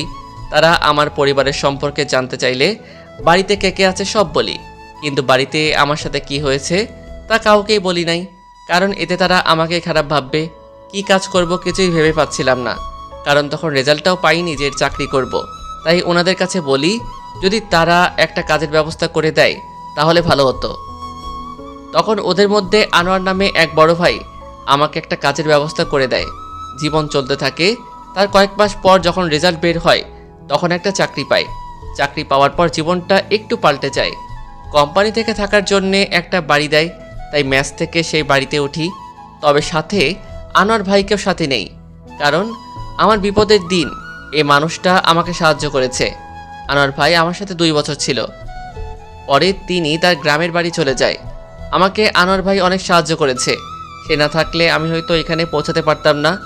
জীবন থেকে কিভাবে আরও 3টা বছর কেটে গেল বুঝতেই পারলাম না, কারণ আমি ব্যস্ত ছিলাম নিজেকে গড়ার জন্য। নিজেকে সব সময় মানুষের আড়ালে লুকিয়ে রাখতাম যাতে কষ্টগুলোর কথা মনে না হয়। একদিন অফিসে বসে কাজ করছিলাম, তখন পিয়ন এসে বলল যে বস আমাকে ডাকছে, তাই আমি তার ক্যাবিনে যাই। সেদিন হয়তো আমার জীবনের ভালো দিন ছিল, তাই তো আমার জমে থাকা অনেক প্রশ্নের উত্তর পাই। সেদিন বসের ক্যাবিনে এমন একজনকে দেখি যে আমার সাথে বিশ্বাসঘাতকতা করেছিল, যে আমার সব কিছু কেড়ে নিয়েছিল। ক্যাবিনে ঢোকার পর স্যার বলল, আরে সানি, তোমার কথাই বলছিলাম আমার জামাই বাবাজির সাথে। তা স্যার কী জন্য আমাকে ডেকেছিলেন? আমি কিছুদিনের জন্য বাইরে যাচ্ছি, তাই অফিসের সব কাজ ওর হাতে তুলে দিতে চাই, আর আমি আশা করি তুমি ওকে সাহায্য করবে। স্যার আপনি কিছু বলতে যাব তখনই স্যারের জামাই আমার দিকে তাকালে আমি বড় ধরনের শক খাই, কারণ ছেলেটা সুমন ছিল। আপনারা হয়তো ভাবছেন এই সুমনটা আবার কে, তাহলে শুনুন। এই সুমন একসময় আমার খুব ভালো বন্ধু ছিল, তাই ওর সাথে আমি আমার সব কথাই শেয়ার করি। কিন্তু ও আমার বন্ধুত্বের মর্যাদা না দিয়ে পিছন থেকে আমার কলিজায় আঘাত করে। সুমনকে উদ্দেশ্য করে বললাম, এ কি, তুই এখানে কেন? তখন স্যার বলতে লাগলো, সানি, তোমার সাহস কি করে হলো আমাকে তুই করে বলার? সরি স্যার, আপনাকে কথাটা বলি নাই। আমি আসলে, আমাকে থামিয়ে সুমন বলে উঠল, বাবা সানি আপনাকে কথাটা বলে নাই, আমাকে বলেছে। ও, তাহলে সুমন, তোমরা কি আগে থেকে একে অপরকে চিনতো? হ্যাঁ, অনেক আগে থেকে, কারণ আমরা দুজন খুব ভালো বন্ধু। ওকে থামিয়ে আমি বললাম, সরি মিস্টার সুমন, আমি আপনাকে আমার জীবনে প্রথম দেখলাম, আর বন্ধুত্ব তো আর অনেক পরের কথা। আর স্যার আমি আপনার কাছে প্রথমেই মাপ চেয়ে নিচ্ছি, কারণ আমি আপনার কথা রাখতে পারবো না। তুমি কি বলছো? তুমি আমার কথা রাখতে পারবে না? তুমি তো কখনো আমার কথায় আমোদ বা না করো নাই, তাহলে আজকে কেন তুমি আমার কথায় অবহেলা করছো? স্যার আপনি আগে আমার কথাটা একটু শুনুন। আমার কিছুদিনের জন্য ছুটি রাখতো। কিছুদিন থেকে নিজেকে খুব একা একা মনে হচ্ছে, আর কাজেও মন বসছে না। মন খারাপ, কাজে মন বসছে না, এসব কি ওইদ সত্যি, নাকি তুই আমাকে দেখে এসব অজুহাত দিয়ে এখান থেকে পালাচ্ছিস? সরি স্যার, আপনাকে দেখে পালাবো কেন? আমি কি চোর ডাকাত নাকি? কেন খুনি যে আপনাকে দেখে পালাবো? আর আমি পালাতে শিখিনি। তোর এই স্বভাবটা এখনো বদলানো না। যাই হোক, তুই কি আজ আমাকে মাফ করতে পারিস নাই? সরি, আপনি হয়তো এটা জানেন না যে কোনো অপরিচিত মানুষকে বিনা কারণে ক্ষমার কথা আসছে কোথা থেকে। আর এটা আমার অফিস, অযথা এসব কথা না বলাই ভালো নয় কি? তোমরা কি বলছো এসব? কিছুই বুঝতে পারছি না। জামাই বাবাজি বলছে ও তোমাকে চিনে, তুমি বলছো চিনো না, আবার ও মাফ করার কথা বলছি। এসব কি? ওসব কিছু না স্যার। কি কিছু না? আমাদের এতদিনের বন্ধুত্ব কি করে তুই ভুলতে পারিস? মানছি আমি একটা ভুল করেছি, তাই বলে কি আমাকে মাফ করা যায় না? যদি মাফ করতে নাই পারিস, তোকে আমাদের পুরনো বন্ধুত্বের কসম, এতদিন পর যখন দেখা হলো একটু তো ভালো করে কথা বল। তোর মতো বিশ্বাসঘাতকের মুখে বন্ধুত্ব নামক কথাটা মানায় না। তোর কাছে এটা একটা মাত্র ভুল মনে হয়, যার জন্য আমার জীবন লণ্ডভণ্ড হয়ে গেছে। যে তার বন্ধুর ভালোবাসার মানুষকে বিয়ে করতে পারে। তখনই স্যার ও মেয়েটা চমকে উঠে বলল, এসব আপনি কি বলছেন? আমি আপনাকে কোন দিন ভালোবাসতে গেলাম? আপনি কি আমার সংসার ভাঙতে চাইছেন? সরি, আমি কখন বললাম আপনি আমাকে ভালোবাসেন বা আমি আপনাকে? আপনি তো এখনই বললেন। হ্যাঁ বলেছি, তবে আপনি তো ওর বউ নন, ওর বউ তো নীলিমা। আমি ওর বউ। আর এই নীলিমাটা আবার কে? এই নামে তো আমি কাউকে চিনি না, এই নাম তো ওর মুখে শুনিনি। কি বলছেন এসব আপনি? ওর বউ মানে? এই এই মেয়েটা কি বলছে? এই মেয়েটা তোর বউ মানে? তাহলে তুই 2টা বিয়ে করেছিস আর এটা এদের থেকে লুকিয়ে রেখেছিস? ছি, তুই এতটা খারাপ। সুমন কিছু বলছে না, মাথা নিচু করে আছে। অবশ্য এটা আবার নতুন কি? তোর যে চরিত্র, এটাই স্বাভাবিক। এই যে আপনি আমার বরের নামে এসব কি বলছেন? আমার বরের চরিত্র খারাপ? আপনি আমাদের কর্মচারী, তাই আপনি কর্মচারীর মতোই থাকুন। তাই তো থাকতে চেয়েছিলাম, কিন্তু আপনার এই গুণধর বর আমাকে যদি আমার বন্ধুত্বের কসম না দিত তাহলে কিছুই বলতাম না।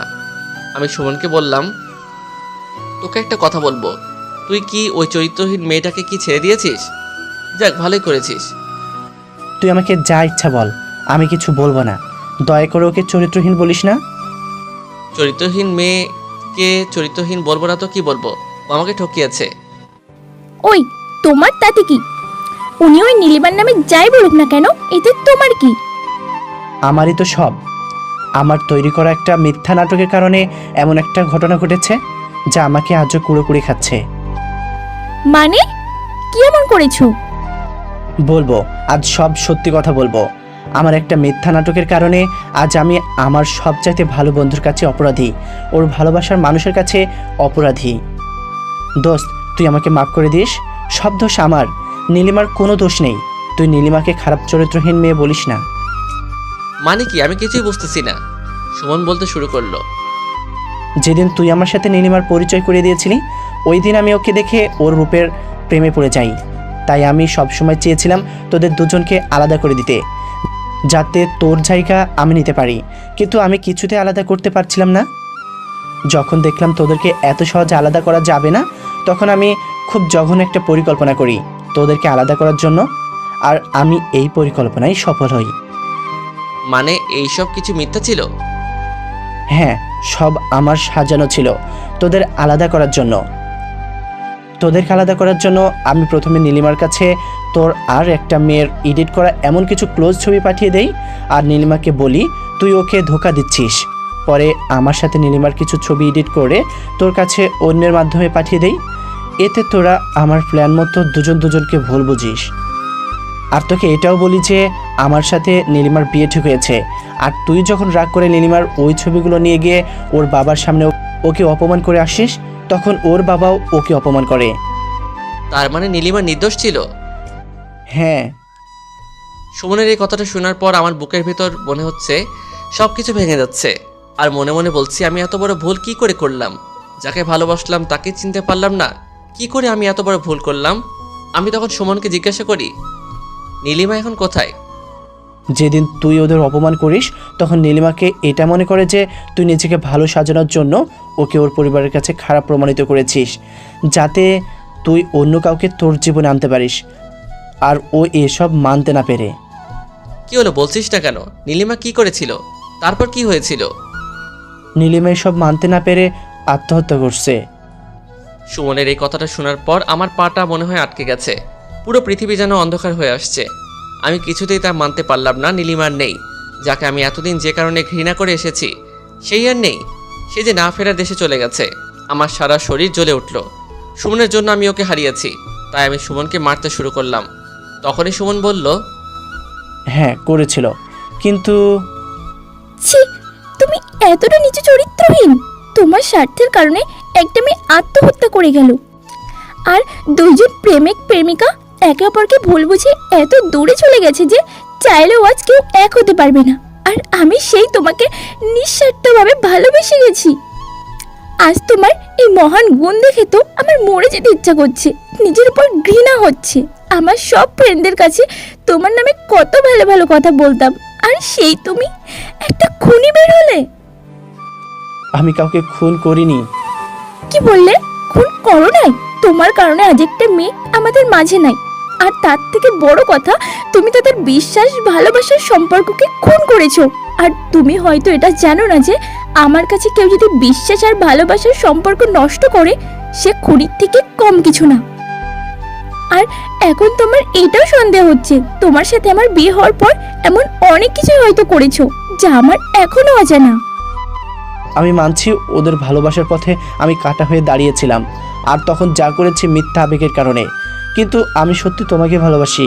আর নীলিমা আত্মহত্যা করতে গিয়েছিল কিন্তু করতে পারেনি, আর ও এখনো বেঁচে আছে। কিন্তু কি নীলিমা বেঁচে আছে? আর তুই যে আগে বললি ও মারা গেছে, আবার সাথে কিন্তু যোগ করেছিস? আমি তো কিছুই বুঝতে পারছি না। হ্যাঁ, ও বেঁচে আছে, কিন্তু ওর বেঁচে থাকা আর মারা যাওয়ার মাঝে কোনো তফাৎ নেই, কারণ ও আজ 6 বছর ধরে কোমায় আছে। ডাক্তার বলেছে ও কোনোদিন কোমা থেকে বের নাও হতে পারে। না, ওর কিছু হতে পারে না। আমি বেঁচে থাকতে ওর কিছু হতে পারে না। ওকে ভুল বুঝে ওর সাথে আমি যে অন্যায় করেছি তার ক্ষমা না পাওয়া পর্যন্ত ওর কিছু হতে পারে না। আচ্ছা, একটা কথা বলতো, তুই এত কিছু কি করে জানলি? আমার কারণে যাদের এত কিছু হলো তাদের খবর আমি রাখবো না, এটা হতে পারে? আর আমি ওটাও জানি তোর সাথে কি হয়েছে। তোর সাথে যা হয়েছে তা খুব খারাপ হয়েছে। আমি জানি তুই এসব করতে পারিস না। ওসব পুরনো কথা বাদ দে, আগে বল নীলিমা কোথায় আছে? হ্যাঁ জানি ওরা কোথায় থাকে, ওরা তোর এলাকাতেই থাকে। তুই সত্যি কথা বলছিস তো? হ্যাঁ, আমি সত্যি কথা বলছি। তাহলে আমি আজকে আমাদের ওখানে চলে যাব। কি বলছো? তুমি চলে গেলে ওকে অফিসের কাজ কে বুঝিয়ে দিবে? আর স্যার, আপনি আমাকে মাফ করবেন। আপনার অফিসের থেকে এখন ওখানে যাওয়া আমার কাছে সবচাইতে বেশি দরকার। আর দরকার হলে আমি এই চাকরিটা ছেড়ে দিতেও পারি। বাবা, ওকে আটকাবেন না। আমার জন্য ওর জীবনের অনেক মূল্যবান কিছু হারিয়েছে। হয়তো আমার জন্যই ও ওর পরিবারকে হারিয়েছে। কিন্তু কোনো কিন্তু নাই বাবা, আপনি আমার একটা কথা রাখেন। আমাদের কোম্পানির যে শাখাটা ওদের জেলায় আছে সেখানে ওর ট্রান্সফার করে দিন। ঠিক আছে, তুমি যেটা ভালো মনে করো। হ্যাঁ বাবা, ওই ব্যবস্থাই করো। আর তোমার সাথে আমার কথা আছে, আগে বাড়িতে চলো। আপনি ওকে কিছু বলবেন না? আমি তোকে মাফ করে দিয়েছি। সেটা আপনার ইচ্ছা, তাকে ক্ষমা করবেন কিনা। তবে তুমি মনে রেখো, মেয়েটার যদি কিছু হয় তাহলে তোমার আর আমার সম্পর্ক তখনই শেষ হয়ে যাবে। সুমন কিছু বলছে না, মাথা নিচু করে আছে। তারপর আমি ওই দিনই বাড়ির উদ্দেশ্যে রওনা দেই। আর আমার ফিরে আসার কারণ হলো এটাই। তা না হয় বুঝলাম, তুই ওই ঠিকানায় গিয়েছিলি। গিয়েছিলাম, কিন্তু বাড়িতে কেউ ছিল না। তখন ঘড়ির দিকে তাকিয়ে দেখি অনেক সময় হয়ে গেছে। তখন আমি ওদের বললাম, আরে অনেক সময় হয়ে গেছে, আমাকে আবারও কাজে যেতে হবে। তখন নাজমুল বলল, সানি, তোকে একটা কথা বলার ছিল। বল, কি বলবি? তুই কি সত্যি তোর পরিবারের কার সাথে দেখা করবি না? আর ছোর সাথেও কি দেখা করবি না? সবার জন্য পরিবার হয় না। আমি আর ছোঁয়ার সামনে যেতে চাই না। আমি চাই না আমার জন্য ওর বর্তমানটা খারাপ হোক। বাদ দে না ওইসব। আজ রিয়ার বিয়ে। তুই না বলতিস তুই রিয়ার বিয়ে নিজের হাতে দিবি, রানীর মতো করে সাজাবি, আজ যাবি না? আমি কিছু বলছি না, চুপ করে আছি। আচ্ছা, আমরা এখন যাই। রাফি আর নাজমুল চলে গেল। আজ রিয়ার বিয়ে। আমি তো জানি না আজ আমার সেই ছোট্ট বোনটার বিয়ে। সে আজ কত বড় হয়ে গিয়েছে কে জানে। আর বধূ সাজে তাকে কেমন দেখা যাচ্ছে, খুব দেখতে ইচ্ছা করছে। কিন্তু আমি যে আমার বোনের কাছে আজও অপরাধী। সে শুধুই যে আমাকে ঘৃণা করে। আজ তোকে অনেক মিস করছি রে। কিন্তু আমার নিয়তি এতটাই খারাপ যে একই শহরে থাকার পরেও আমার বোনের বিয়েতে যেতে পারবো না। আজ অফিসের প্রথম দিন, তাই সবার সাথে পরিচয় হয়ে নিলাম। তারপর ক্যাবিনে গিয়ে সব কিছু বুঝে নিলাম। অফিস শেষে বাসায় ফিরছি। অনেক দিন ধরে শহরের অলিগলি দিয়ে হাঁটা হয় না। আগে তো সারা দিন রাত ঘুরে বেরিয়েছি, আজ আগের মতো ঘুরে বেড়াতে ইচ্ছে হচ্ছে। তাই অফিসের গাড়ি পাঠিয়ে দিয়ে হেঁটে বাড়ি ফিরছি। রাস্তায় নাজমুলের সাথে দেখা, তাই ওর সাথে কথা বলছি। হঠাৎ আমার চোখ আটকে গেল আর আমি দৌড়াতে শুরু করলাম। আর আমার সাথে নাজমুলও। কিরে, পাগল হলি নাকি? এভাবে কেউ দৌড়ায়? কথা বলার এখন সময় নেই, যদি পারিস একটা অটো নিয়ে আয়। কিন্তু কেন বলবি তো? বললাম না পরে শুনিস, আগে একটা অটোর ব্যবস্থা কর। তারপর নাজমুল একটা অটো নিয়ে আসতেই আমি অটো ড্রাইভারকে বললাম, চাচা সামনের অটোকে ফলো করুন। কি এমন দেখলি যে এভাবে ওই অটোকে ফলো করছিস? তোর প্রশ্নের উত্তর আমি পরে দিব, এখন চুপ কর। তারপর আমি ওদের ফলো করতে করতে একটা বিয়ে বাড়ির কাছে আসি। কিরে, তুই না বললি তোদের? কার বিয়ে বা কাদের বাড়ি এটা এখন ভাবার বিষয় নয়। তুই এখানে শুধু এটা দেখ, এখানে এমন কোনো মেয়ে আছে কিনা যে হুইল চেয়ারে বসে আছে। ঠিক আছে, আমি দেখছি। তারপর আমি ওদের অনেক খুঁজেও যখন পেলাম না, ভাবছি আমি হয়তো ভুল দেখেছি, তখন হঠাৎ চোখ গেল বউয়ের ঘরের দিকে, যেখানে মেয়েকে সাজানো হচ্ছে। ওখানে একটা মেয়েকে দূর থেকে নীলিমার মতো দেখতে লাগছে। তাই আমি শিওর হওয়ার জন্য কনের ঘরের কাছে যেতেই আমি থমকে গেলাম, কারণ এটার অন্য কেউ নয়, এটা তো আমার সেই নীলিমা, যাকে এখনো ভালোবাসি। নীলিমাকে দেখেই আমার পা আটকে গেল। কেমন দেখতে হয়ে গেছে, চোখের নিচে কালি পড়ে গেছে। আগে ও একটু মোটা ছিল, যার জন্য ওকে আমি আটার বস্তা বলতাম, আর ও অনেক রাগ করত, আমাকে ওর রাগ ভাঙতে হতো। আর আজ এক জীবন্ত লাশের মতো বসে আছে, মুখের সেই আগের হাসিটাও নেই, কোথায় যেন হারিয়ে গেছে। সব আমার জন্য। আমি ওকে ভুল বুঝেছিলাম বলে আজ ওর এই অবস্থা। আমি ধীরে ধীরে ওর সামনে এগিয়ে গেলাম, ওর সামনে গিয়ে বসলাম। এই আটার বস্তা আমার সাথে কথা বলবে না? আমি না হয় তোমার উপর অভিমান করেছিলাম, কারণ তুমি যে অন্য কারো হবে তা আমি সহ্য করতে পারতাম না। তুমি না বলতে, কখনো তুমি আমার উপর অভিমান করলে আমি ভাঙাবো, আর আমি করলে তুমি ভাঙবে। নীলিমা শুধু চেয়ে আছে, মুখে কোনো শব্দ নেই। তাহলে যখন আমি অভিমান করলাম তুমি ভাঙাওনি কেন? উল্টো তুমি অভিমান করে বসে আছো। কি হলো, কথা বলবে না? এত অভিমান তোমার? আমি নয় ভুল করেছিলাম, তা তুমি তো আমার ভুল ভাঙাওনি। চারপাশে লোকজন জমা হয়ে গেছে আমার কাণ্ড দেখে। অবশ্য জমা হওয়াই কথা বিয়েবাড়িতে। তখনই পিছন থেকে কেউ বলল, এই যে আপনি কে, আর এখানে কি করেন? আমি পিছনে তাকিয়ে যা দেখলাম তাতে আমার শরীরে 440 ভোল্টের শক লাগলো। আমি বাড়ির চারদিকে ভালোভাবে তাকিয়ে দেখলাম, আরে এটা তো আমার বাড়ি। তার মানে এই বিয়ে বাড়িতে আমার বোনের বিয়ে হচ্ছে। কিন্তু আমার একটাই প্রশ্ন, আমার বাড়িতে ও কি করে? ও সোজা এসে আমাকে জড়িয়ে ধরল, যা আমাকে আরো অবাক করে দিল। আমার মাথায় শুধু একটা প্রশ্নই ঘুরপাক খাচ্ছে, আমাকে কেন জড়িয়ে ধরল? কি হচ্ছে এসব? ছাড়ুন আমায়।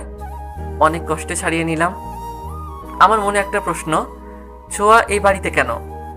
পরে মনে হলো, ও আজ তো রিয়ার বিয়ে, আর আমি ওকে কিছু বলতে যাব, তখনই কে যেন বলে উঠল, কি হয়েছে এখানে? এত হইচই কেন?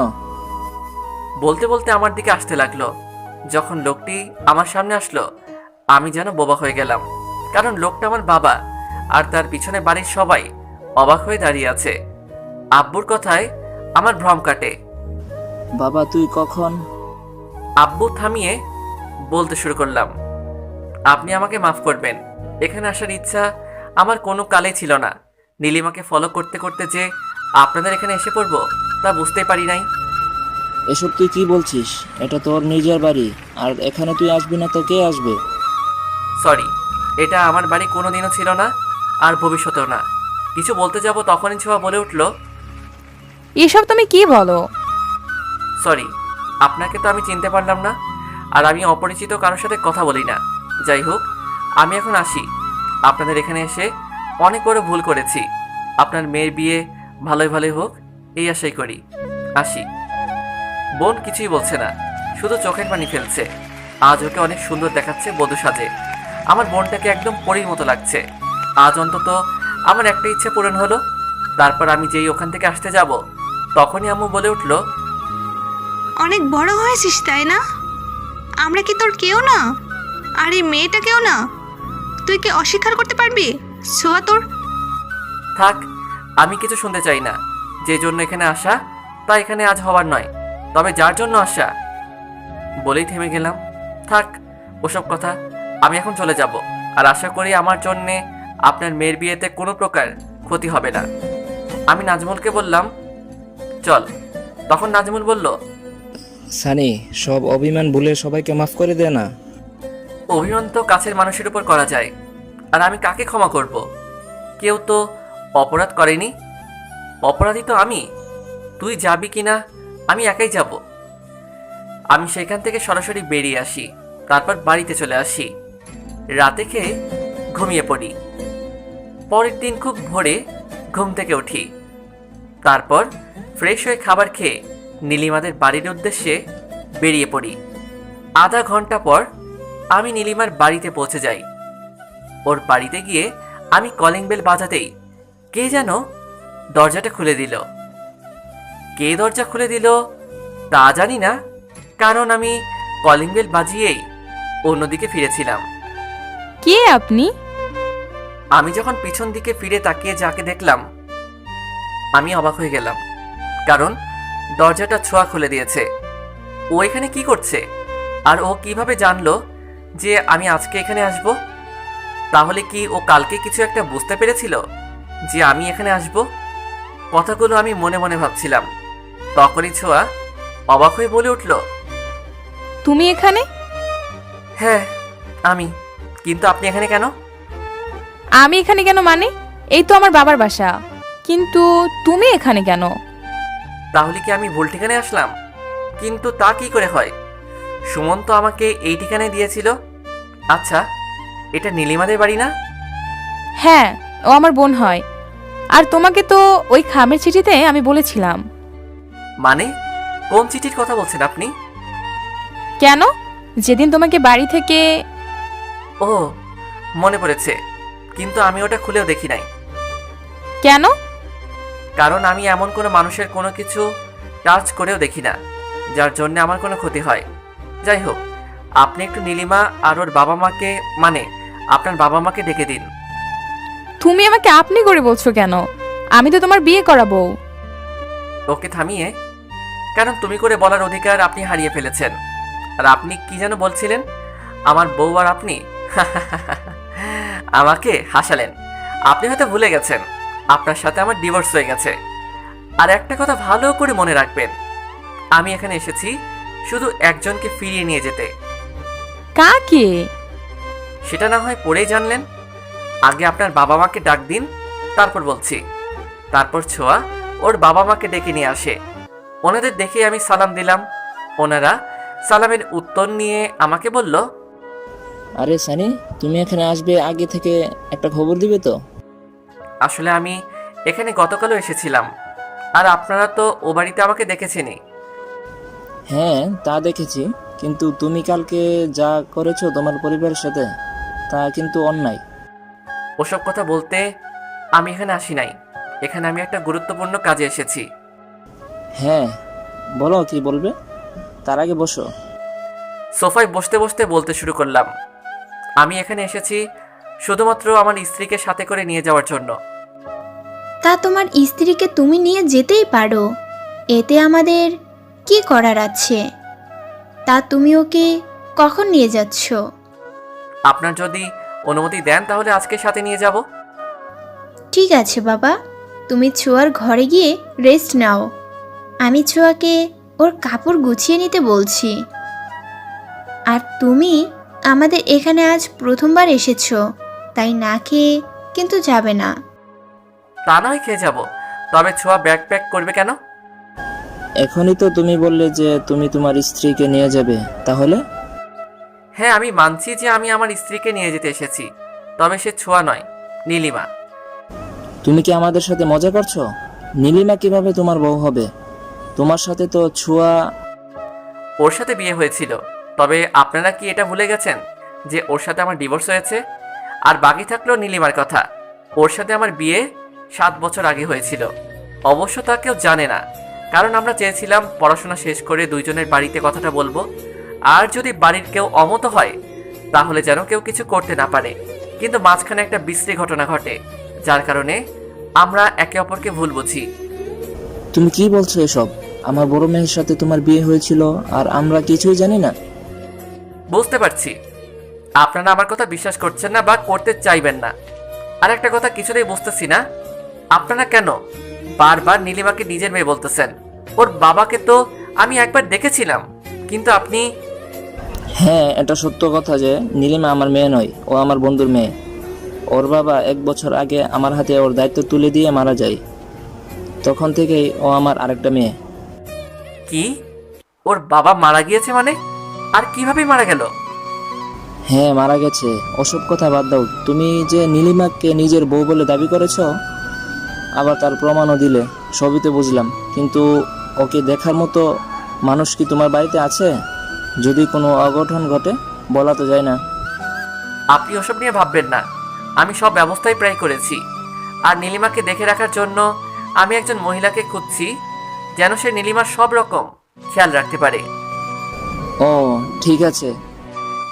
কি ঠিক আছে? হ্যাঁ বাবা সানি, তুমি কি এটা জানো যে তোমার আর সোয়ার ডিভোর্স?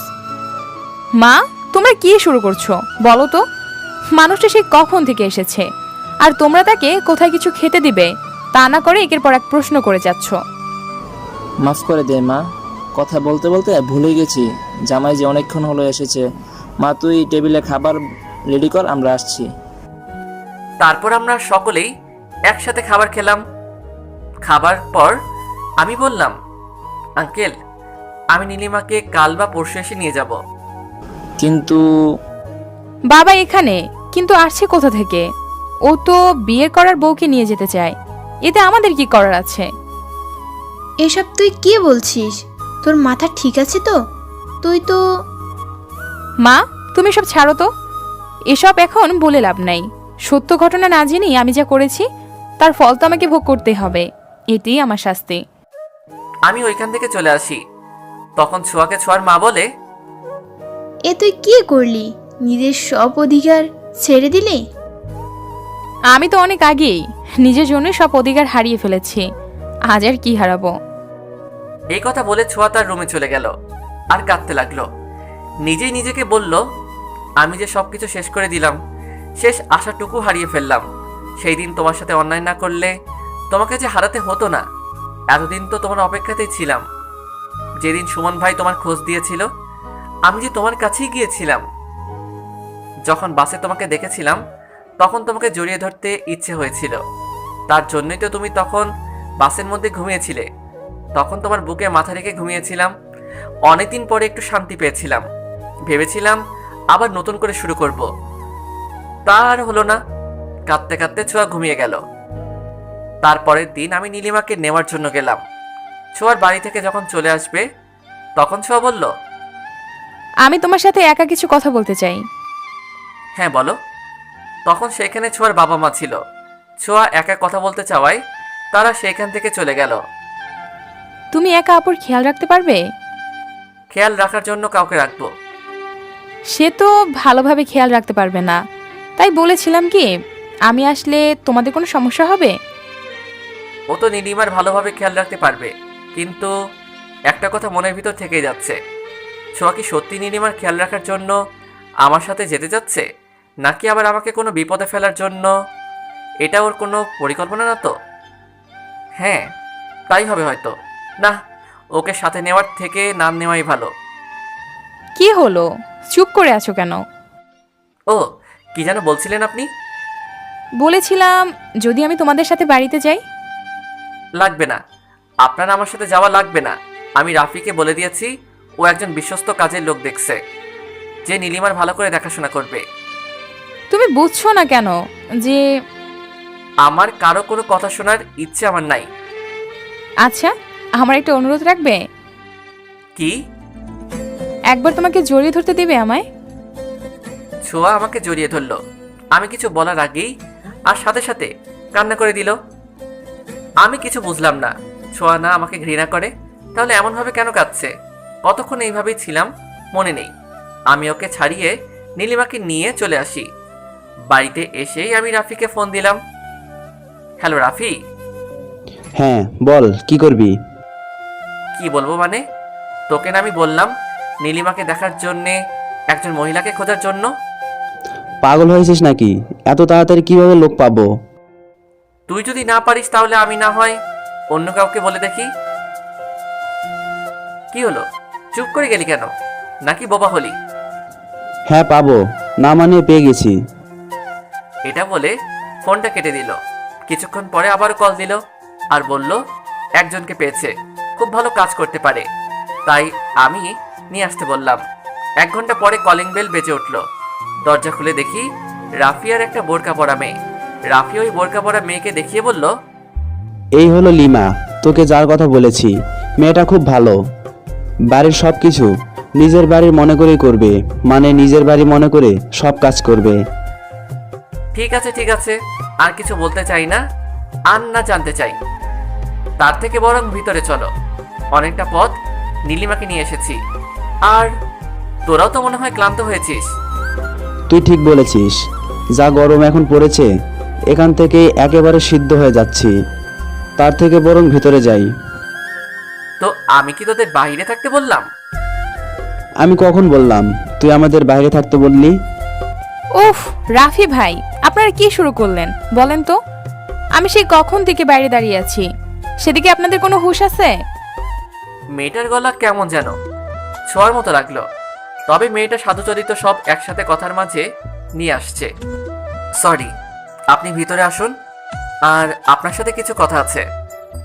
ঠিক আছে স্যার।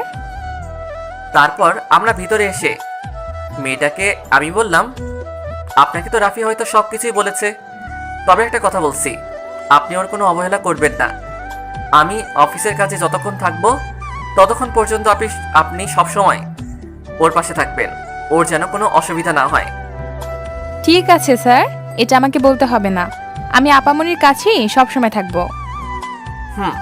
তাই যেন হয়। আর একটা কথা, আপনি আমার পাশের রুমে থাকতে পারেন, আর যদি পারেন একটা ভালো রান্না করার লোক দেখুন। আমি এখানকার রাঁধুনির খাবার খেতে পারছি না।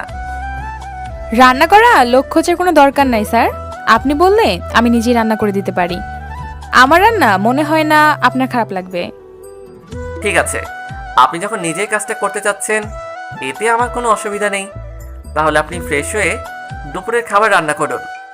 অতঃপর লিমা চলে গেল ফ্রেশ হয়ে রান্না করতে। আমি রাফিকে বললাম, রাফি, তুই আজকে তাহলে আমাদের সাথে দুপুরের খাবারটা খেয়ে নে। দোস্ত, আজকে তুই আমাকে মাফ কর, আজ এখানে খেতে পারবো না, অন্যদিন খাবো। আমাকে এখনই যেতে হবে, হাতে মাত্র 20 মিনিট সময় আছে। আরে ভাই, তুই কোথায় যাবি যে এত তাড়াহুড়া করছিস? তোর অবস্থা দেখে মনে হচ্ছে জাহান্নামের চৌরাস্তায় যাবি। তোরে পরে সব বলবো, আগে বাইরে যাই, তা না হলে আমাকে সত্যি জাহান্নামের চৌরাস্তায় যেতে হবে। কি বললো কিছুই মাথায় ঢুকলো না, সব মাথার উপর দিয়ে উড়ে গেল। রাফি চলে যাওয়ার পর আমি নীলিমাকে ফ্রেশ করে নিয়ে আসি, আর আমিও ফ্রেশ হয়ে আসি। ফ্রেশ হয়ে এসে নীলিমাকে সাজাতে ধরে দেখি ও আগের তুলনায় অনেক রোগা হয়েছে। প্রথমে ওর দিকে ভালো করেই তাকাই নাই ওকে ফিরে পাওয়ার আনন্দে, কিন্তু এখন ওকে দেখে নিজের অজান্তেই চোখে পানি এসে যায়। কোনো একটা সময় ছিল যখন ওকে আমি আটার বস্তা বলতাম, কারণ ও দেখতে একটু মোটা ছিল বলে, কিন্তু সেই মানুষটাই আজ দেখতে কতটা রোগা চিকন হয়েছে। চোখ দেবে গেছে আর চোখের নিচে কালি পড়েছে, যা দেখলে মনে হয় আগামী 5 বছরেও সে কালি ওর চোখের নিচ থেকে যাবে না। এসব ভাবছিলাম আর ওকে সাজাচ্ছিলাম, তখনই লিমা নামের মেয়েটা ডাকতে লাগলো। স্যার, ও স্যার। কিছু কি বলবেন আপনি? না মানে বলছিলাম কি, আপনি দুপুরে খাবেন না? হ্যাঁ, খাবো। তাহলে আমি কি আপনার খাবারটা টেবিলে বেড়ে দিব? না, এক কাজ করুন, আমার খাবারটা আমার রুমে দিয়ে যান, আর আপনিও খেয়ে নিন। তারপর লিমা আমার খাবার আমার রুমে দিয়ে যায়, আর আমি খাবারটা নিয়ে নীলিমার কাছে গিয়ে বললাম, ওই যান, আমার না একটা হাতের আঙ্গুল কেটে গেছে, একটু খাইয়ে দিবি? কিরে, কিছু তো বল, এভাবে পুতুলের মতো চুপ করে আছিস কেন? আমার সাথে কথা বলবি না? তুই না বলতি আমি তোর সাথে কথা না বললে তুই মরে যাবি? তাহলে আজ কেন চুপ করে আছিস? কিছু তো বল। কিছু বলছে না, শুধু শুনেই যাচ্ছে। তারপর আমি খাবার খেতে লাগলাম। খাবার খাওয়ার সময় কেন যেন মনে হচ্ছে এরকম খাবার আমি আগেও খেয়েছি, যেন একই মানুষের হাতের তৈরি খাবারগুলো। দেখ, আমিও না, পৃথিবীতে কত কি আজব হচ্ছে, আর আমি পড়ে আছি রান্না নিয়ে। তারপর খেয়ে আমি ঘুমিয়ে পড়লাম। নীলিমাকে নিয়ে আসার পর থেকে আমার সব কিছুই পাল্টে যায়। ওকে নিয়মিত ওষুধ খাওয়ানো, গোসল করানো, ডাক্তার দেখানো। আমি ওকে অনেক ডাক্তার দেখিয়েছিলাম এই মাস। একটু আশার আলো দেখতে, কিন্তু সবাই আমাকে নিরাশ করেছে। তবে বাড়িতে যে কাজের মেয়ে লিমা আছে, ও আমার পাশে বন্ধুর মতো দাঁড়িয়েছিল। সব সময় আমার মনে সাহস এনে দিয়েছে যে নীলিমা ভালো হবে। খুব খেয়াল রাখতো যেন নীলিমা ও নিজের বোন। অনেক দিন রাতে দেখেছি লিমা ওর ঘরে কাঁদছে। যদি ওকে কিছু জিজ্ঞাসা করতাম, ও কিছুই বলতো না। আমি আজ পর্যন্ত ওর মুখ দেখিনি, কারণ ও আমার সামনে বোরকা পরে থাকতো। আমি বাড়িতে না থাকার সময় হয়তো ওর মুখ খুলে রাখতো। প্রায় 1.5 মাস পরের কথা। আমি একদিন ঘুমিয়ে আছি, হঠাৎ করে কে যেন আমাকে ঠাস করে একটা চড় দেয়, আর আমি ভয় পেয়ে যাই। কারণ আমার রুমে আমি আর নীলিমা ছাড়া কেউ নেই। তাহলে কে চড় মারল তা দেখার জন্যে আমি যেই সামনে তাকালাম, আমি যেন হতবাক হয়ে গেলাম। এ আমি কি দেখছি? আমি কি সত্যি এটা দেখছি, নাকি এটা আমার স্বপ্ন? নীলিমা কি সত্যি ঠিক হয়ে গেছে? নিজেই নিজের কাছে প্রশ্ন করে বললাম, নীলিমা, তুমি কি সত্যি সুস্থ হয়ে গেছো, নাকি আমি স্বপ্ন দেখছি? তোর সাহস কি করে হলো আমাকে এখানে নিয়ে আসার? এসব তুমি কি বলছো? তোমাকে এখানে নিয়ে আসবো না তো কাকে নিয়ে আসবো? কেন, তোর সেই প্রেমিকাকে নিয়ে আয় যার সাথে অসংখ্যবার মেলামেশা করেছিস। নীলিমা, তুমি শান্ত হও। আমাকে তোমার আর আমার মধ্যকার সব ভুল বোঝাবুঝি ঠিক করার একটা সুযোগ দাও। কিসের ভুল? নিজের কুকর্ম ঢাকতে আমাকে আমার পরিবারের কাছে খারাপ বানিয়েছিস। তোর কারণে আমি আমার বাবাকে হারিয়েছি। তোর আরও কিছু বলতে যাবে তখনই লিমা নামের মেয়েটা আমার ঘরে আস্তে আস্তে বলল, স্যার, আপনি কার সাথে কথা বলতেছেন? নীলিমার সাথে কথা বলছি। হায় রে, মানুষ কিভাবে যে এত মিথ্যে কথা বলে! যে মানুষ কোনোদিন অসুস্থ হবে না, সে কি না কথা বলছে।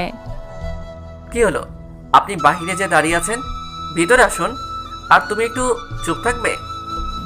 কি চুপ করবো? হ্যাঁ, অন্যদের জানা দরকার তোর এই ভালো মানুষের মুখোশের আড়ালে যে কতটা খারাপ একটা মুখোশ আছে। কি এরকম করে কথা বলছে? তাহলে কি সত্যি? না, এ কি করে হয়? ভিতরে যাব কি? গিয়েই দেখি।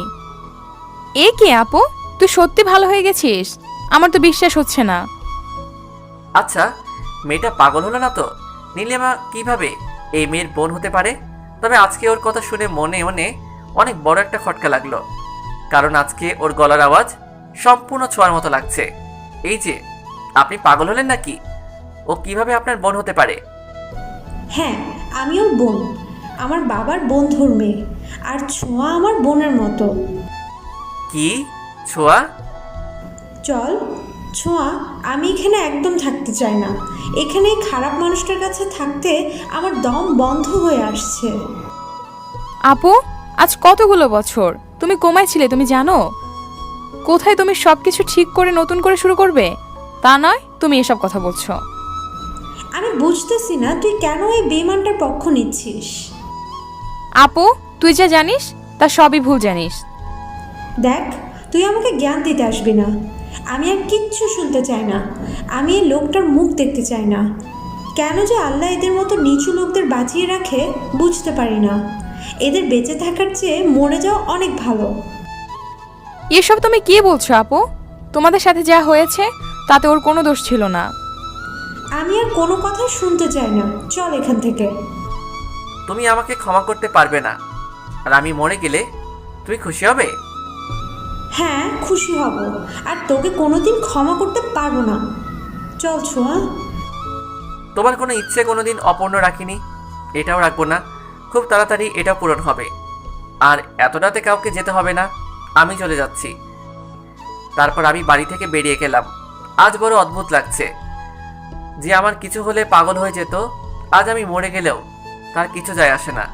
আমি তোমার কোনো ইচ্ছে অপূর্ণ রাখিনি, আজ তোমার এই ইচ্ছেটাও রাখবো। খুব তাড়াতাড়ি পূর্ণ হবে। ওইদিকে ছোঁয়া নীলিমাকে বলল, এই আপু, তুই এটা কি করলি? 5 বছর আগে আমি যে ভুল করেছিলাম আজ তুই তাই করলি? মানে? তারপর ছোঁয়া নীলিমাকে সব বলল। সব শুনে নীলিমা বলল, কিন্তু ও তোর সাথে যা করেছে তার কি হবে? এতে ওর কোনো দোষ নেই, আমার সব দোষ। আমি তোদের মাঝখানে আসবো না, আমি তোদের মাঝখান থেকে চলে যাব। হঠাৎ ছোঁয়ার ফোনে কল আসে। ফোনটা রিসিভ করে ও ওই পাশ থেকে যা বলে তা শুনে হাত থেকে ফোনটা পড়ে যায়। কি হয়েছে, এমন করছিস কেন? সানি অ্যাক্সিডেন্ট করেছে, ওকে হাসপাতালে নিয়ে গিয়েছে। কি বলছিস তুই এসব? তাড়াতাড়ি চল। তারপর ছোঁয়া আর নীলিমা হাসপাতালে চলে গেল আর পরিবারের সবাইকে খবর দিল। সবাই যখন হাসপাতালে আসলো সেখানে নীলিমাকে দেখে সবাই চমকে গেল, কারণ এত বছর পর সে কোমা থেকে বাইরে এসেছে। সবাই আজ অনেক খুশি ওকে দেখে, কিন্তু যখন ডাক্তার ওটি থেকে বাইরে এলো তার মুখে কালো ছাপ। এটি দেখে নীলিমা বলল, সানির এখন কি অবস্থা? কিছু বলা যাচ্ছে না, রোগীর অবস্থা আরও খারাপ হয়ে যাচ্ছে। রোগী কোনো রেসপন্স করছে না। যদি রোগীর বাঁচার ইচ্ছা না থাকে তাহলে কিছু করার নেই। কথাটা শুনে নীলিমা পাথর হয়ে গেল। তাহলে সানি কি তার কথা পূরণ করবে? কারণ নীলিমা যখন যা চেয়েছে সানি সবকিছু পূরণ করেছে, আজও কি তাহলে সেটা পূরণ করবে? তখন ডাক্তার বলল, অ্যাক্সিডেন্টের কারণে ওনার ব্রেন আরও ড্যামেজ হয়ে গেছে। মানে? 6 মাস আগে আমি যখন ঢাকাতে ছিলাম তখন উনি আমার কাছে চেক আপের জন্য এসেছিলেন। চেক আপের পর ওনার ব্রেন টিউমার ধরা পড়ে। তখন তো মাত্র 20% ড্যামেজ ছিল, কিন্তু এখন তা 50% এসে পড়েছে। সবাই ডাক্তারের কথা শুনে নিস্তব্ধ হয়ে গেল। কারো বিশ্বাস হচ্ছে না যে সানির ব্রেন টিউমার হচ্ছে। তখন ডাক্তার আবারও বলল, আমি জীবনে প্রথম কোনো ব্যক্তি দেখছি যে মৃত্যুর কথা শুনে খুশি হয়েছে। তাহলে কি সানিকে বাঁচানোর কোনো উপায় নেই? আছে, কিন্তু বাঁচার সম্ভাবনা 30%। আমি অপারেশনের জন্য ব্যবস্থা করছি। সব ব্যবস্থা করার পর ডাক্তার এটা কাগজে সাইন করতে বলে যে অপারেশনের সময় আমি মারা গেলে দায় কারো নেই, কেউ সাইন করার সাহস পাচ্ছে না। কিন্তু ছোঁয়া তাতে সাইন করতে রাজি হয়। যখন ওকে বলা হয় আমার সাথেও সম্পর্ক কি, তখন নীলিমা বলে স্বামী। অপারেশন শুরু করা হয়। 3 ঘন্টা পরে অপারেশন শেষ হয়। ডাক্তার বলে 72 ঘন্টার আগে জ্ঞান ফিরবে না, আর 72 ঘন্টা পরে জ্ঞান না ফিরলে ওকে বাঁচানো সম্ভব না। এই কথা শুনে নীলিমা আর ছোঁয়া আরও কাঁদতে শুরু করে আর আল্লাহর কাছে দোয়া করতে থাকে আমার যেন জ্ঞান ফিরে আসে। 72 ঘন্টা পরে যখন আমি চোখ খুলি তখন বুকের উপর ভারী কিছু আছে অনুভব করি। ভালোভাবে তাকিয়ে দেখি ছোঁয়া আর নীলিমা আমার বুকের উপর মাথা রেখে ঘুমিয়ে আছে। যখন আমি রাস্তা দিয়ে আনমনে হাঁটছিলাম তখন আমাকে একটা গাড়ি ধাক্কা মারে। তারপর কিছু মনে নেই, আমি কি মরে গেছি নাকি বেঁচে আছি কনফার্ম হওয়ার জন্য একটু নড়ে উঠতেই ছোঁয়া আর নীলিমার ঘুম ভেঙে যায়। যখন তারা দেখে আমি চোখ খুলেছি, ছোঁয়া পরিবারের সবাইকে ডাকে। সবাই ক্যাবিনে আসে। তখন আমি বলি, কেউ আমাকে বলবেন আমি বেঁচে আছি না মরে গেছি? কথাটা শুনে সবাই অবাক হয়ে তাকায় আমার দিকে। তখন নীলিমা বলে, তোর মরার খুব ইচ্ছা তাই না? সুস্থ হ, তারপর আমরাই তোকে মেরে ফেলবো। আমরা মানে? আমি আর আপু অনেক কষ্ট দিয়েছো আমাদের, এখন 2 জন মিলে তার শোধ তুলব। তারপর 2 বইয়ের সেবা যত্নে খুব তাড়াতাড়ি সুস্থ হয়ে যাই। সুস্থ হওয়ার পর আমি বাড়ি ফিরে যাই। বাড়ির সবাই আমাদেরকে মেনে নেয়। এরপর থেকে প্রতিদিন আমার উপর চলতে থাকে 2 বইয়ের রোমান্টিক অত্যাচার। গল্পটি কেমন হলো তা অবশ্যই লাইক, কমেন্ট এবং শেয়ার করে জানাবেন। আর যারা এখনও আমাদের চ্যানেলটি সাবস্ক্রাইব করনি তারা সাবস্ক্রাইব করে নাও। এমন আরও রোমান্টিক গল্প পেতে আমাদের সাথেই থাকো।